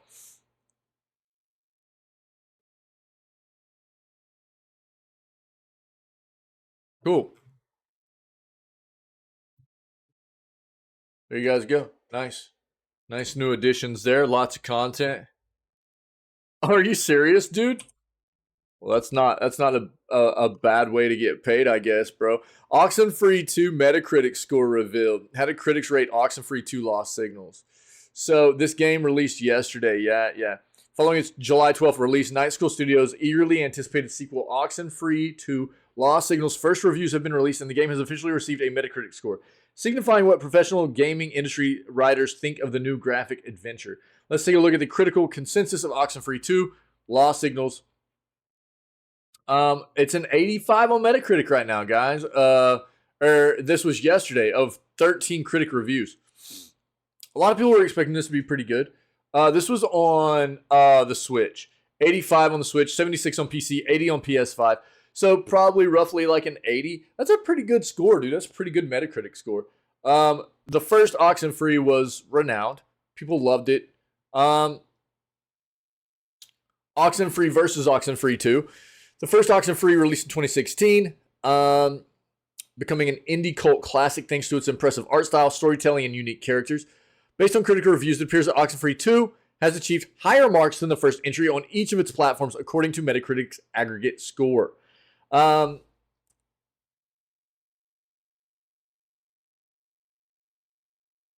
great. That's great, dude. Again, look, you can get this on a lot of different platforms, but if you have Netflix, this game is part of your subscription service, right? So if you're already subscribed to Netflix, you can play this on their platform. So don't forget that. I mean, if you want to have it on another platform, by all means. But if you're just trying to test this game out, get a feel for it, and play it before you decide whether you want to maybe have it on another platform, it's on Netflix, dude. So go give it a try, okay? There you go. The Horizon series has an unreasonable amount of projects in the works. We see this more and more, don't we? PlayStation is seemingly placing all of its bets on the Horizon series. Horizon being one of the newest franchises PlayStation has, though it has been around since 2017, started after Guerrilla Games had felt it was time to lay the Killzone series to rest and do something new. Quickly went in a very different direction and a T-rated open-world RPG series. Woo! Sorry, guys. With a female protagonist to take players through the story, something that is in a stark contrast to the edgy FPS that is Killzone.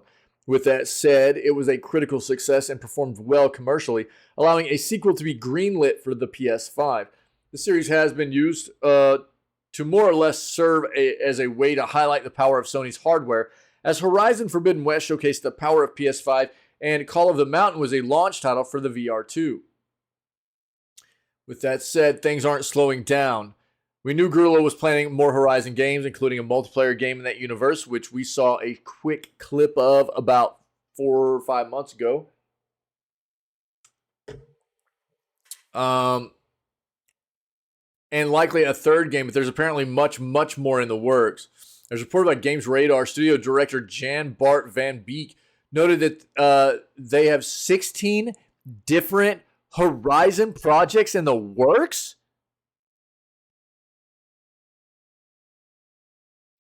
Likely these aren't all video games, and they may just also just have really grand ambitions for their universe. Could include general outlines for future sequels or something. But using the word projects definitely makes it sound like they're expanding. We already know a Netflix series is in the works, so it's not out of the question. This could also include things like comics, podcasts, or other ways to expand the universe and other mediums. We don't know what will come out of the future of Horizon, but it's clear both PlayStation and Guerrilla are ambitious about it. Only time will tell how it all turns out. We can probably expect to see the series even on the next PlayStation almost a decade from now. Whether or not it will have the staying power as some other iconic franchises, whew, is anyone's guess. I need a lot more coffee. I'm sorry, guys. Yeah, dude, 16. Yikers.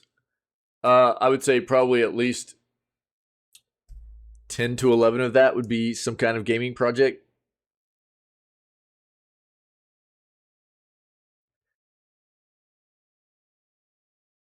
That would be my assumption there. It's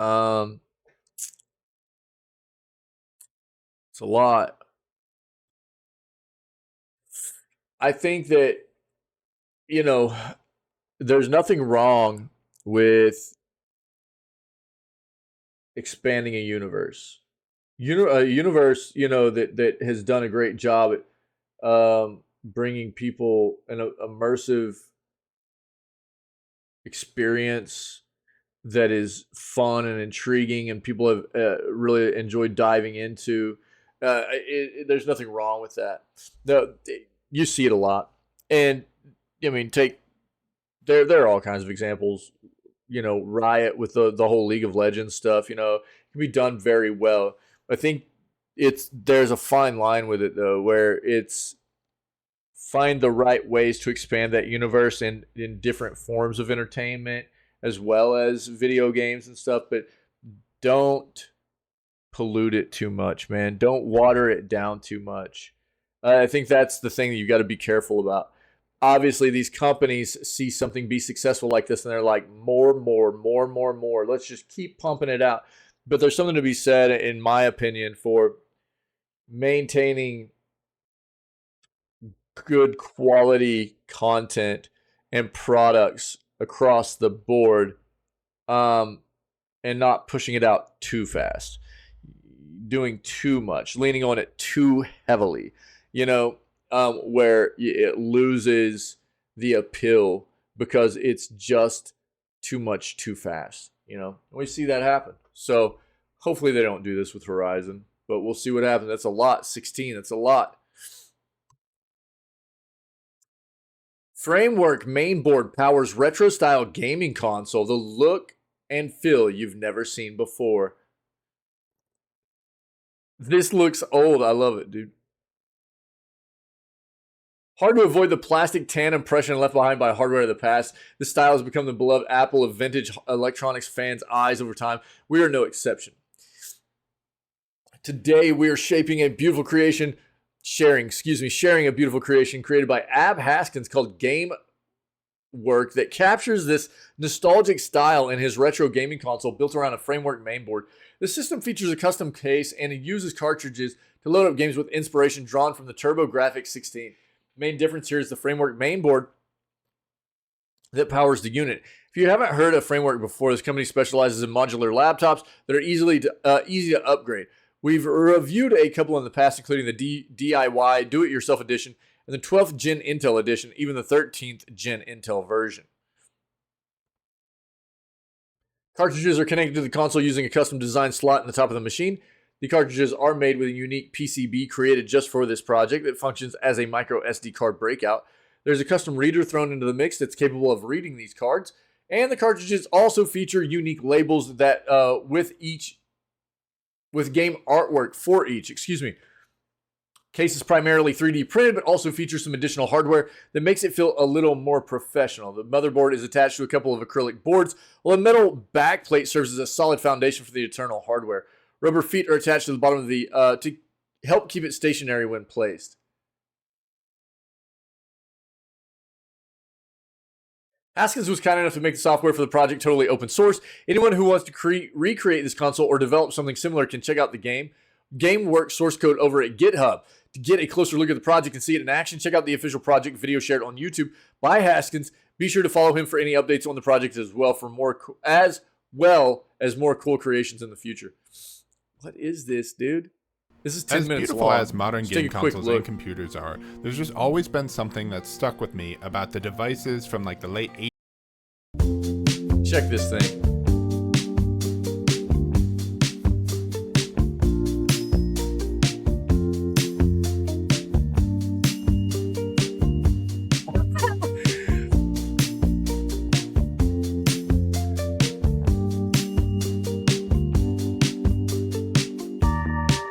how ancient it looks.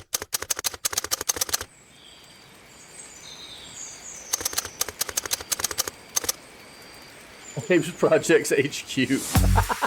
So how do It's you up in actually a make treehouse. a That's game awesome. console? We know we need the outside case, like the shell. Then we need cartridges that actually hold the games. We need the electronics inside that actually like are the computer. And then we need the software that kind of ties it all together. We know starting out the heart of this device is going to be a Framework motherboard. If you're not familiar with Framework, they're a laptop company that makes devices that are designed to be I'll let you guys reused watch and all of this. upgraded. Let's see. And one of the things you have here. See this real So quick. it's made up of 4 3D printed components, 2 acrylic boards, which are used to hold the motherboard in place and also give a mounting point for the 3D printed components. Then we have a metal backplate, and then we'll add some LEDs, some rubber feet, a button, make it all feel a bit more varied so it doesn't just feel 3D printed. It doesn't just feel 3D printed. On the inside, we I'll can let you just guys watch the whole install thing. I'll a link it normal for you, but operating let's get system, through this. tweak the UI a bit, set the background, set it to auto login, all these things that you would expect from a game console. Then with our Arduino board, we can go and set it up so that it controls the LED, so that depending on the status There's of the nothing computer, like if the it's feel of, loading a like, cartridge, clipping in a when it's cartridge, blank, or when it's dude. on, it's solid, etc. The only actually complicated part about this is making the cartridges automatically run when you put them in. Most operating systems don't like that because there's viruses that people put on flash drives and you plug it in and you get a virus. So we need to go kind of recreate that functionality. And then we also wanted so when you tap the power button, it gently exits whatever the cartridge is doing. So if it's a movie, it stops playing. If it's a game, it'll quit the game. Luckily, I already did almost all of this for another project, so I can copy over a bunch of that code and I'll have a really good base to work off of. But with that, we're pretty much done and we can go into the final assembly.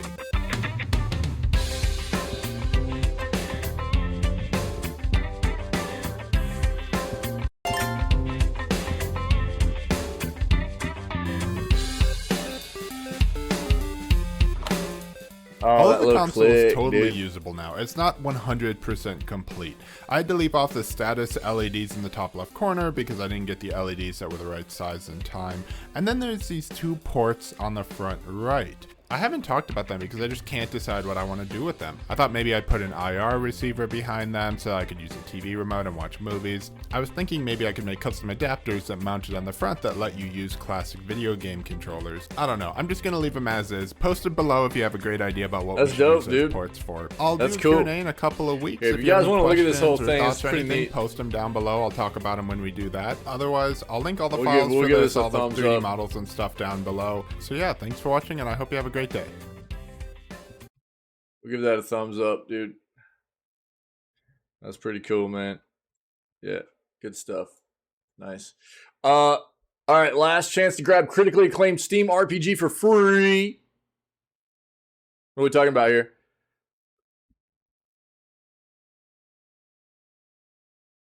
God, I hate, dude, this website keeps doing this. So they're talking about Grime, guys. They're talking about Grime, but it's on Epic. You can't have this on Steam, but you can get it on Epic for free, okay? So today is the last day, though. Today's the last day.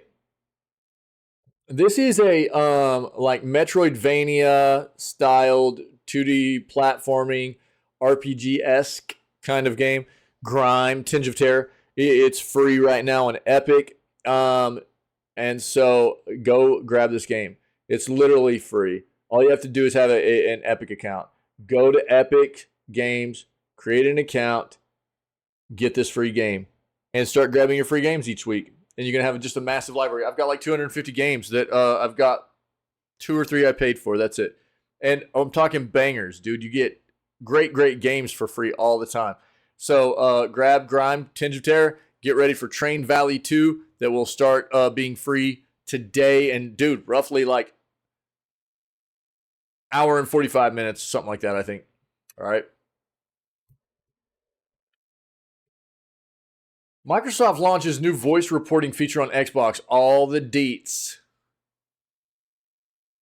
At times, gaming can get quite competitive and gamers a bit aggressive. There are also those types of troll gamers who use inappropriate language. To curb such language, Microsoft has introduced a new voice reporting feature.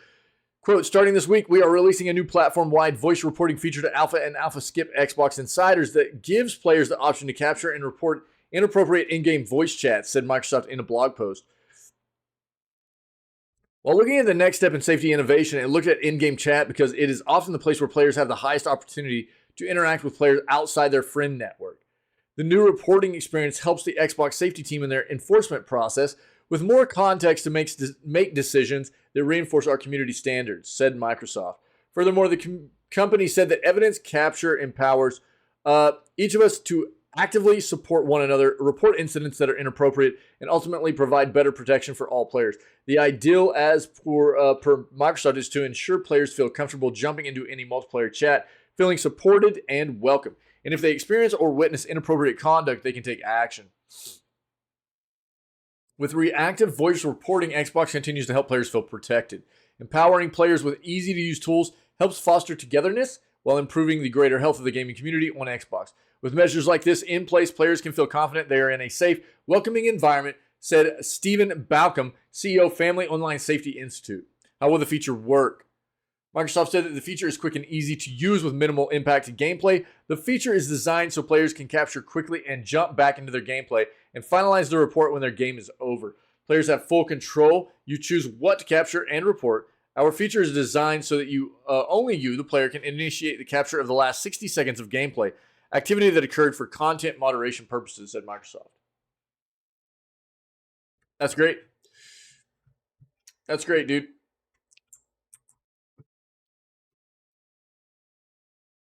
Again, I mean, I linked that for everybody. I think there's something to be said for... I don't see any reason for the need to get rid of like competitive banter. I think competitive banter is fine. It's good and it's fun. And people that can't handle the banter are usually the ones that end up diving into the deep end of unacceptable behavior and unacceptable speech. They end up getting too tilted, and they run into the realm of like hate speech, trying to tell people to like self-harm, discriminatory, stuff. It's really gross. And it's unfortunate, that people are just nasty like that. There's nothing wrong with competitive banter. But when people get just overboard with it and they start getting into the realm of unacceptable speech and behavior, that's where the reporting needs to happen, Blizzard's president says Diablo 4 release on Xbox Game Pass isn't happening. Dude. Never say never, okay? Diablo 4 is brand new.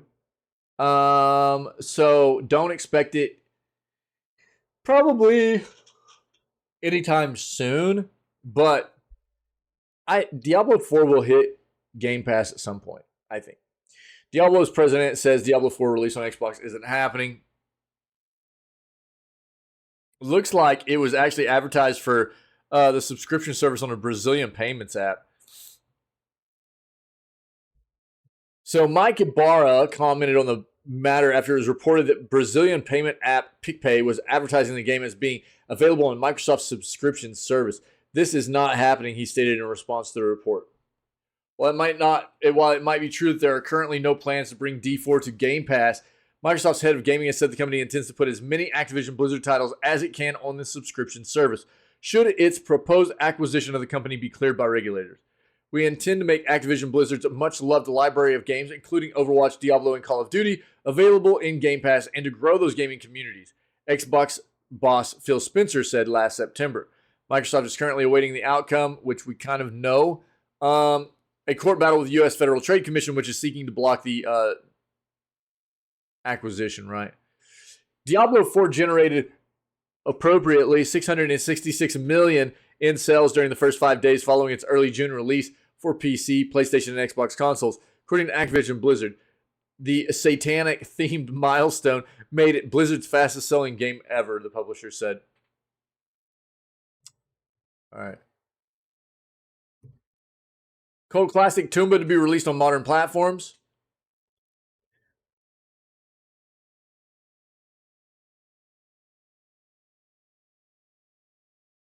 Let's just look at this. Limited Run Games announces Jurassic Park Classic Games Collection. Classic games to be released for modern consoles and reissued on Nintendo, Game Boy, and Super Nintendo cartridges. Sick. Celebrating the 30th anniversary of the Jurassic Park film, the collection adds new features to Jurassic Park and Jurassic Park Part 2, The Chaos Continues, including save states for each title, new in-game maps, and various quality of life fixes.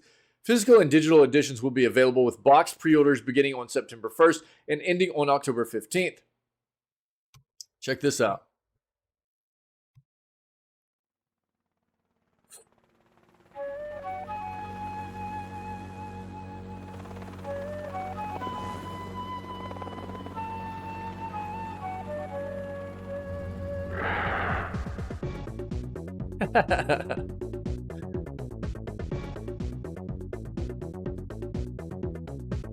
InGen must be eliminated. I will have control of Jurassic Park.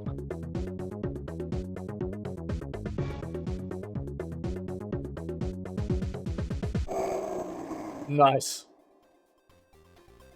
In addition to the collection releasing on modern platforms, Limited Run will reissue the games on Nintendo, Game Boy, and Super Nintendo cartridges.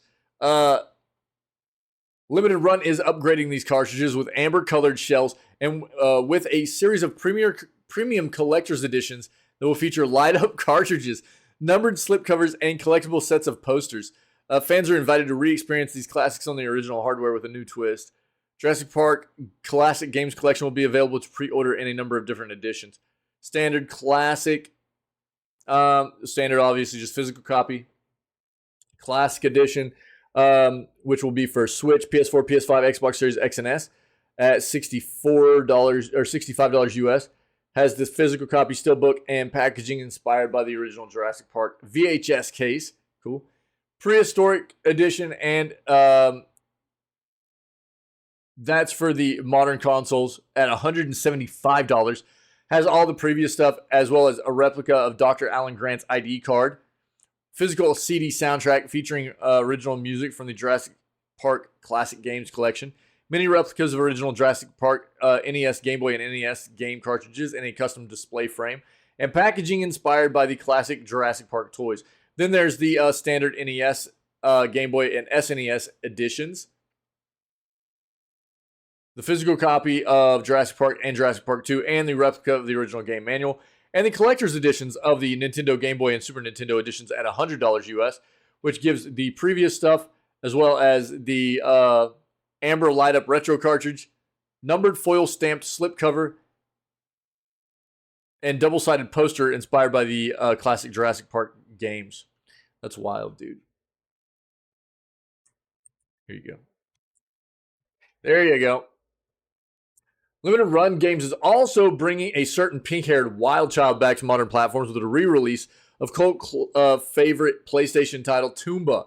The fun and colorful platformer will be re-released on PlayStation 4 and 5, Switch, and PC thanks to LRG's Carbon engine. Toomba was first released for the PlayStation in 1998. Despite limited commercial success, still got a sequel a year later. After being recognized as a cult classic title, it was re-released on the PlayStation Network in 2011. The loading video is not working. Load video, man. Or not. Limited Run has announced a re-release of the game for modern PlayStation consoles, as well as Switch and PC. The game's original audio design was heavily criticized on release, so the remake will feature a brand new soundtrack by legendary composer Fujita Harumi. The game is in line for both physical and digital releases, with limited Run Games promising more details soon. All right, there you go. So Toomba and Jurassic Park games coming to Limited Run Games. If you don't know Limited Run Games, one second.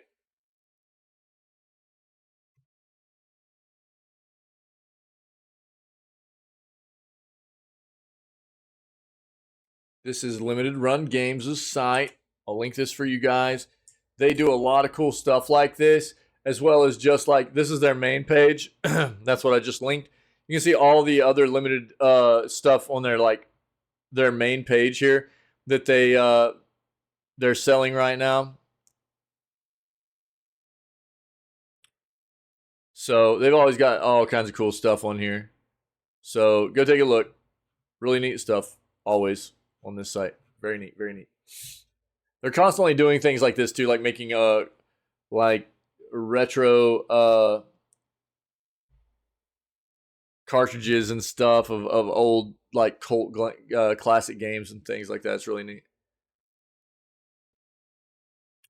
All right, here we go. Let's talk about this.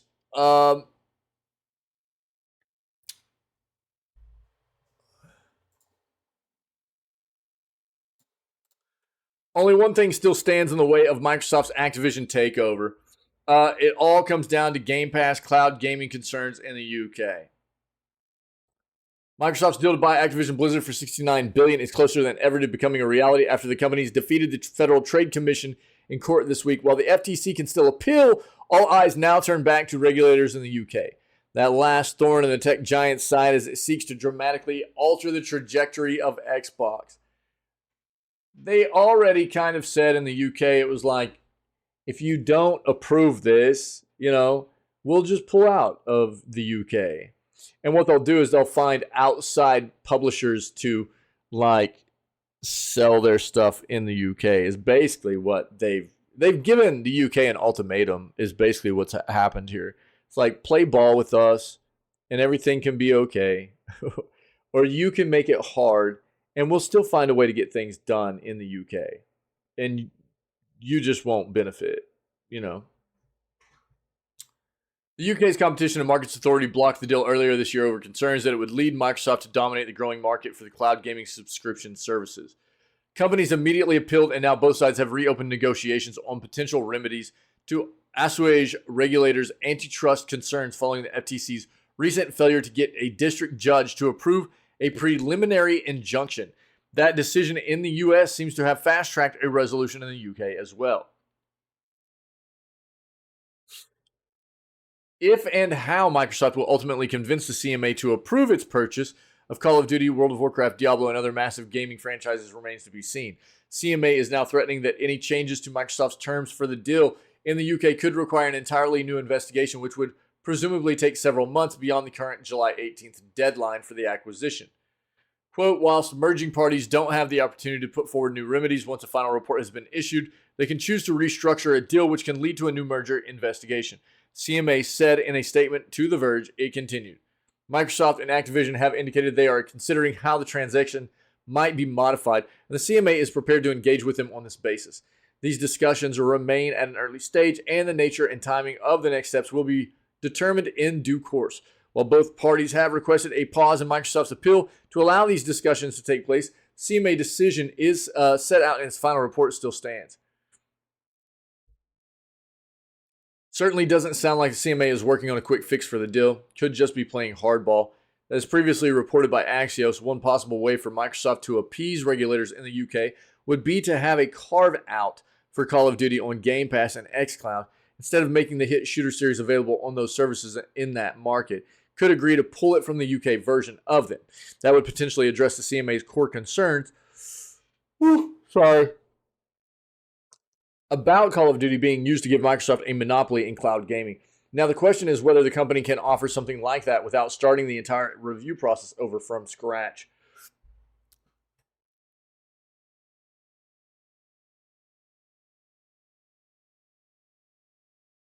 Okay. So, yeah, we knew that this still had to be taken care of. This was not seen as nearly as much of an obstacle as the FTC stuff. Mainly because they just were like, well, if you're not going to play ball here, we'll just circumvent your process and find a way around it. But, they would rather not have to do that for sure. FTC has appealed its loss to Microsoft in the Activision Blizzard case. So earlier this week, a judge ruled in favor of Microsoft in its fight with the FTC. Federal Trade Commission says it's appealing a recent U.S. federal court order that cleared the way for Microsoft to purchase Activision Blizzard. The FTC has filed a notice that it's appealing Judge Jacqueline Scott Corley's decision, but we won't know the regulator's arguments until the full appeal is submitted to the Ninth Circuit Court of Appeals. Microsoft won a grueling fight with the FTC earlier this week, with a federal judge denying a preliminary injunction request from the U.S. regulator. The court finds that FTC has not shown a likelihood it will prevail on its claim this particular vertical merger in this specific industry may substantially lessen competition. Judge Corley wrote in the ruling, To the contrary, the record evidence points to more consumer access to Call of Duty and other Activision content. Just like Wick said earlier. Yeah. So the main thing coming out of the ruling is that the record evidence points to more consumer access, more consumers, more gamers getting access to Call of Duty and other Activision content if this deal is to take place, right? If the preliminary injunction had been granted, it would have temporarily blocked Microsoft from closing its Activision Blizzard deal until the result of the FTC's own administrative case against the company. That separate legal challenge is still due to commence on August 2nd. Now that the FTC is choosing to appeal Judge Corley's decision, the regulator needs the Ninth Circuit Court of Appeals to issue an emergency stay to extend the existing temporary restraining order that is set to expire at 11:59 p.m. Pacific time on Friday, July 14th. It's not clear if the appeals court will even rule before the deal deadline on July 18th, potentially leaving the door open for Microsoft to close the Activision Blizzard deal on Monday or Tuesday without a restraining order in place. So we'll see what happens there. The district court's ruling makes crystal clear that this acquisition is good for both competition and consumers, which is really the way I've seen it the whole time. I mean, we can go back and look at, there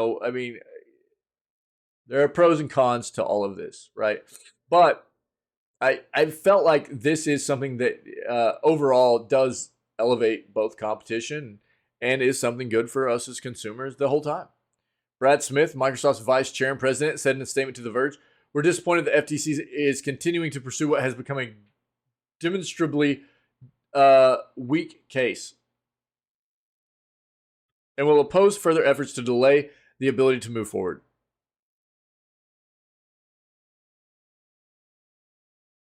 Microsoft still needs to resolve the issues of the UK's Competition and Markets Authority with its acquisition before it can close, which we just talked about.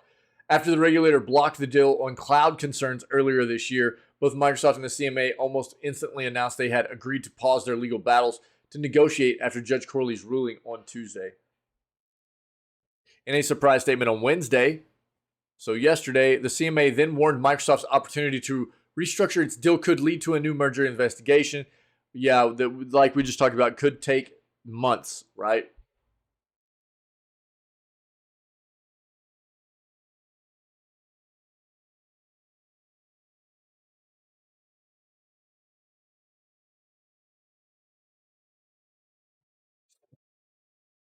Very, very close now. Very close now. If you want more out of this, there you go. Microsoft Activision faces fresh blow to bid to buy Call of Duty Maker. Let's see what this is. When did this hit? 4 hours ago.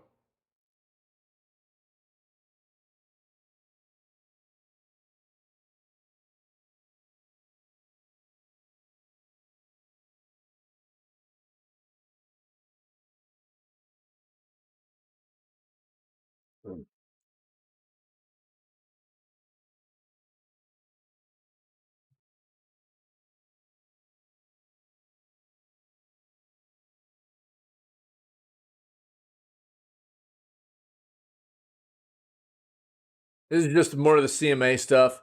So we've read about it. I'll link it if you want to read this too. But this is just more about the CMA. This is like the last real hurdle for them, right? So they figure this out. But this is going to happen, guys. I mean, really, they'll figure this out. And now that the FTC stuff is done, that was the big obstacle there. And the CMA in the UK and everything. I mean, it's not nothing. But it wasn't the FTC stuff for Microsoft either.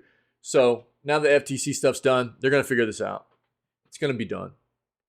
Multiple games announced for Xbox at Limited Run 2023 showcase. So the showcase is actually 30 minutes long.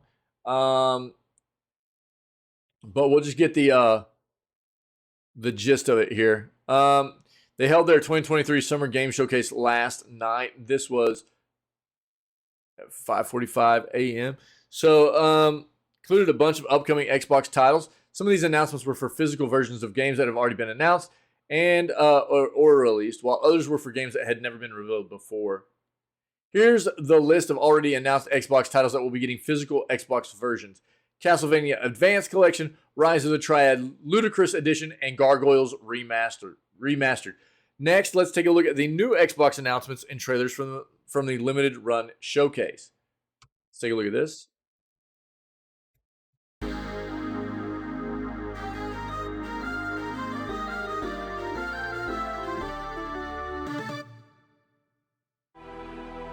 After 10 years of peace, the evil Dimer has returned. It's up to Princess Arzette to defeat him. In this new interactive animated adventure, Arzette must explore the kingdom of Faramore, slay fearsome foes, acquire powerful items, discover secrets, assist colorful characters, Allow me to heal you. and defeat Dimer's minions. Here to challenge me? Featuring hand-painted backgrounds, animated scenes, My goods will improve your fortunes, so long as you improve mine. an outstanding original score, and talent from previous interactive adventures. Good! This will be a journey you won't want to miss.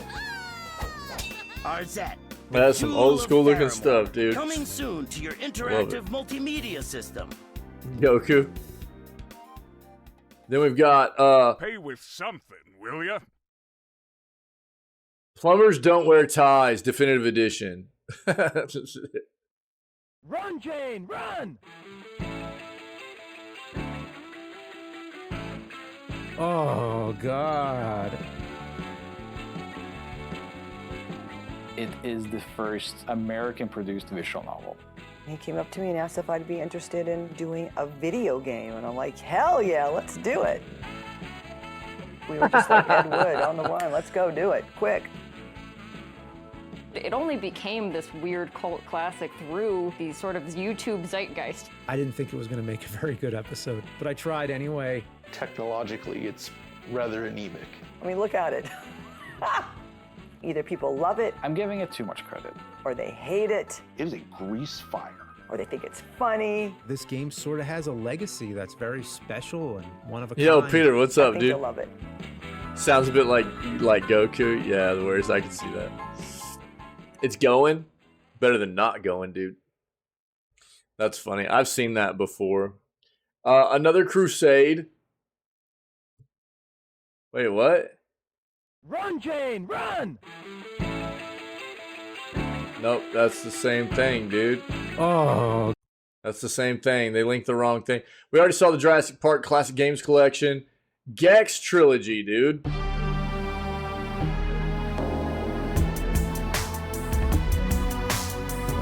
Me?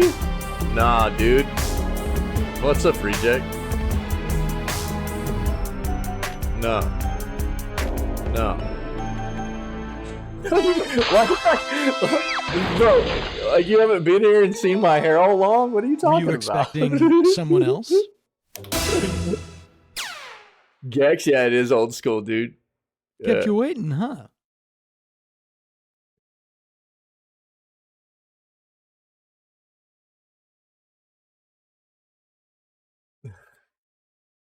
What's up, Reject? What are you doing, dude? Clock Tower.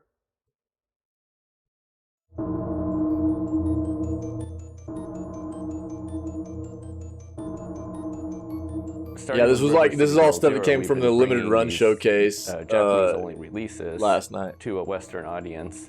And I think being able to put that on modern platforms is fantastic. Allows more people. Yeah, but I mean, dude, I've been growing my hair out for like. Before. We are definitely looking into. You've more been of around these. since I've been Personally, growing my I hair want to out, see more horror man. games. Come on. Oh yeah, the PS1 days, dude. Yeah, for sure. Of the Port Plus version of Yeah, Clock Tower. yeah, I knew. Yeah, I've we always been a talked, big dude. horror We talked fan. since I you've been love, back you know, from Resident Arizona, Evil, though, Silent Hill. dude. I just love horror games in general and horror movies. Clock Tower in Sorry particular about is the a game hospital that I stuff, dude. Are discovered you when I okay? was Probably You all about right? 16, and it holds a really special place in my heart because at the time it was. But yeah, the dude, growing the hair out scariest for thing sure. I had ever Yeah, played. I was As this lazy character, today, so I Jennifer, put it I'm up trying in to a get away ponytail. from Bro. the Scissor Man. We have a ton of games where you're fighting monsters and you're shooting them with guns, and that can still be scary, but Clock Tower is distinct in that you really don't have any of those tools. It was one of the first experiences for me. I thought we had that talked really anyways. was like that in terms of horror, and I think that that's fantastic. It is true survival horror. You know, you can only survive, and I think it is a game that has a lot of quieter tension. Jennifer is such an interesting character because at the start of the game, we don't know a lot about her, and I think the game does such an amazing you were job in here on the of 10th, you were in here on the a very 6th, heartbreaking man. story about her, you know, through different playthroughs of the game because it has a bunch of endings. Maybe And my I hair think just that's didn't part look of like it what was got long me or something, I so don't know. attached.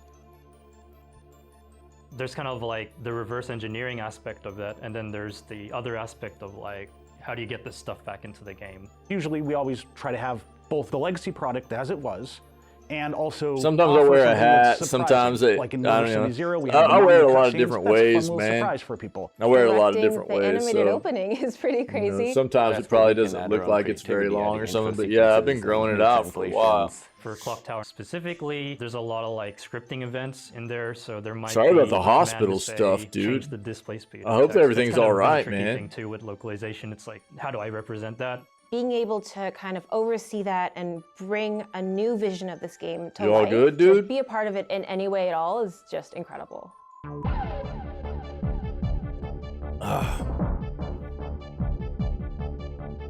It just probably looks longer today because I've got it all pulled back.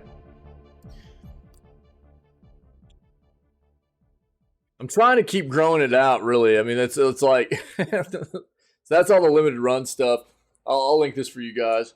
I've been trying to keep growing it out because I've never had it long. Like, I want it like shoulders, dude. I want it all down to the shoulders. I've never had my hair all the way down to my shoulders, really. I've had it longish, like, but I've never had it all the way down to there. And it's not, I'm not gonna lie, it's not real fun growing it out. You know, it's kind of a, you know, it's kind of a pain in the butt. Short hair is a lot easier. I think I look better with short hair too. So it's, you know, it's not a real appealing style of hair for me having long hair, but I'm just trying to stick with it. I'm trying to keep that willpower, you know, keep it going. Whatever, dude. When could Call of Duty, this is the last article I have, guys. When could Call of Duty come to Xbox Game Pass? Our best estimate. Good news, we hope. So yeah, this is like becoming major speculation because of the fact that the FTC lost against Microsoft. So now the door is basically open for them to go ahead and purchase Activision Blizzard, right? And so the last hurdle here is like the CMA over in the UK. They've got to get through that, but this is happening, man. So now everybody wants to know, like, when are all of these games going to be hitting Game Pass? And Call of Duty is the big one, of course, right? So after we heard the news of Microsoft acquiring Activision last year, we immediately knew that Xbox, specifically Game Pass, would benefit tremendously from such a move. After the deal is completed, Microsoft will own Activision Blizzard, Beenox, Demonware, Digital Legends, High Moon Studios, Infinity Ward, King, Major League Gaming, Radical Entertainment, Raven Software, Sledgehammer Games, Toys for Bob, and Treyarch. Wow. It's not a certain thing at the moment. Let's not forget that deals can always fall through, but if it's successful, it won't be long before we get a Call of Duty on Xbox Game Pass. Wondering when this could be? Let's speculate. It's been over a year since the announcement of the plans to purchase Activision Blizzard, right? We've been dealing with all the hurdles of the regulatory committees across the world, especially the FTC and the CMA. We know that. We've been covering that. So when will Call of Duty come to Xbox Game Pass? After Microsoft finalized its acquisition of Bethesda, 20 games from the Elder Scrolls studio appeared on Game Pass just 2 days later. If this is anything to go by, we know that Microsoft won't waste any time in making Call of Duty available once the deal is finalized. As the deal seems to be going well at the moment, we're guessing they'll appear on there in no time. If anything else crops up, we'll update this page, so stay tuned. So, yeah, I mean, there's a chance, dude, that this deal could kind of get finalized as early as like Monday or Tuesday of this week. That's what we're kind of hearing. Now that the FTC stuff's been finalized, it kind of depends on how the CMA stuff goes over there with the UK, but it looks like they're trying to figure something out. If that happens, I mean, it could be like as early as like middle to late next week that we'll see Call of Duty hit Game Pass, right? As well as like a lot of the other Activision Blizzard titles, right? So obviously the big one for a lot of people is Call of Duty, but there are a lot of other Activision Blizzard titles that as well, you know, that fall under their umbrella and from their subsidiaries and stuff like that, that people will be looking to play on Game Pass.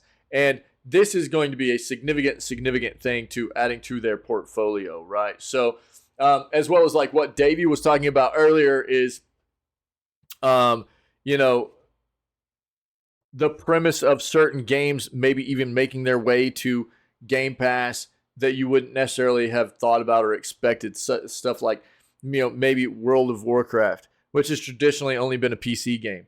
You know, with Microsoft taking over, there's probably going to be a look at how do we push this over to Game Pass as well. You know, how do we make this part of Game Pass? Obviously, first and foremost, PC, Game Pass for PC. But then, you know, are they going to be trying to move World of Warcraft over to a console version as well? There's going to be a lot of things to consider about what's going on here with the portfolio that Microsoft and Xbox are bringing in from Activision Blizzard and everything that they can do with it. Not only current popular games, though. You got to understand they have a lot of games in that portfolio that people are beloved games that have not really seen the light of day for a long time.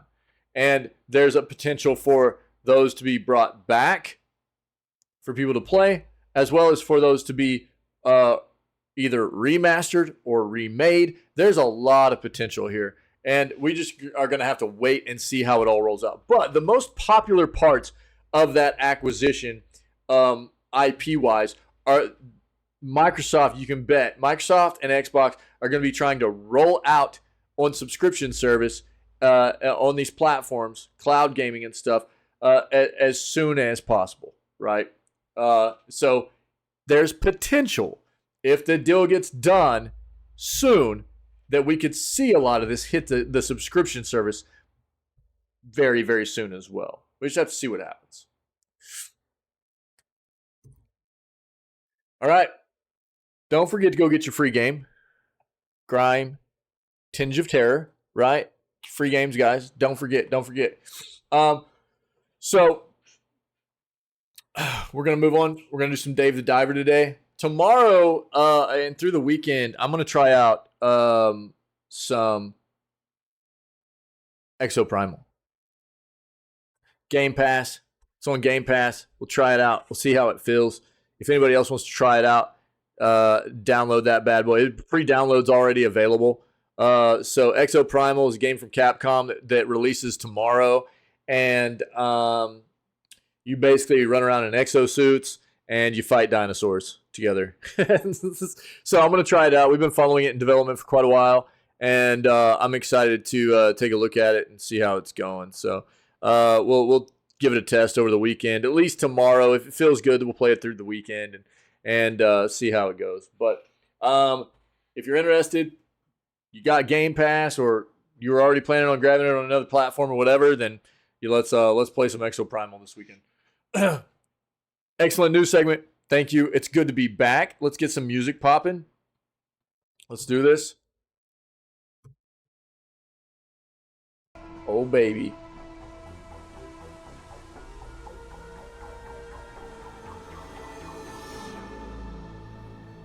Let's try that out. Yeah. So we're going to move on. We're going to play Dave the Diver today. This game is an absolute banger. It's so flipping good. I can't recommend enough that if it looks like fun, you try it out. But we're going to move on. We're going to play some Dave the Diver today. And I don't know. It was a great news segment. Glad to be back after the day off yesterday. it was good. I got a lot of stuff done, so that's what the point is of having that day off. And as much as it sucks to not be here hanging out with you guys and playing games and having fun, having that extra day off has been absolutely clutch for me. So I hope you guys understand, and I appreciate your understanding that. So we'll move on. We'll play some games. If anybody's checking out this video gaming news segment or any of the previous ones that we have on Twitch or YouTube, or clips from video gaming news segments, or our playthroughs we've done, or clips and funny highlights and stuff that have come out of the playthroughs, things like that. All that content is on our YouTube channel and the Twitch channel. Check that stuff out. If you're enjoying that or this, then come hang out with us, man. We go live at 6 a.m. CST 6 days a week right now. We always start off with video gaming news. So 6 days a week, every day but Wednesday, we start off with video gaming news before we dive into whatever video gaming content we have planned for the rest of the day. We got an absolute, just amazing community here. It's always part of what we do, and we'd love to have more people come be a part of this community. So I guess other than that, man, we're going to go play some games. Happy Thursday. Stay healthy, stay safe, be kind to one another. And we'll catch everybody tomorrow for July 14th edition of Video Gaming News. All right?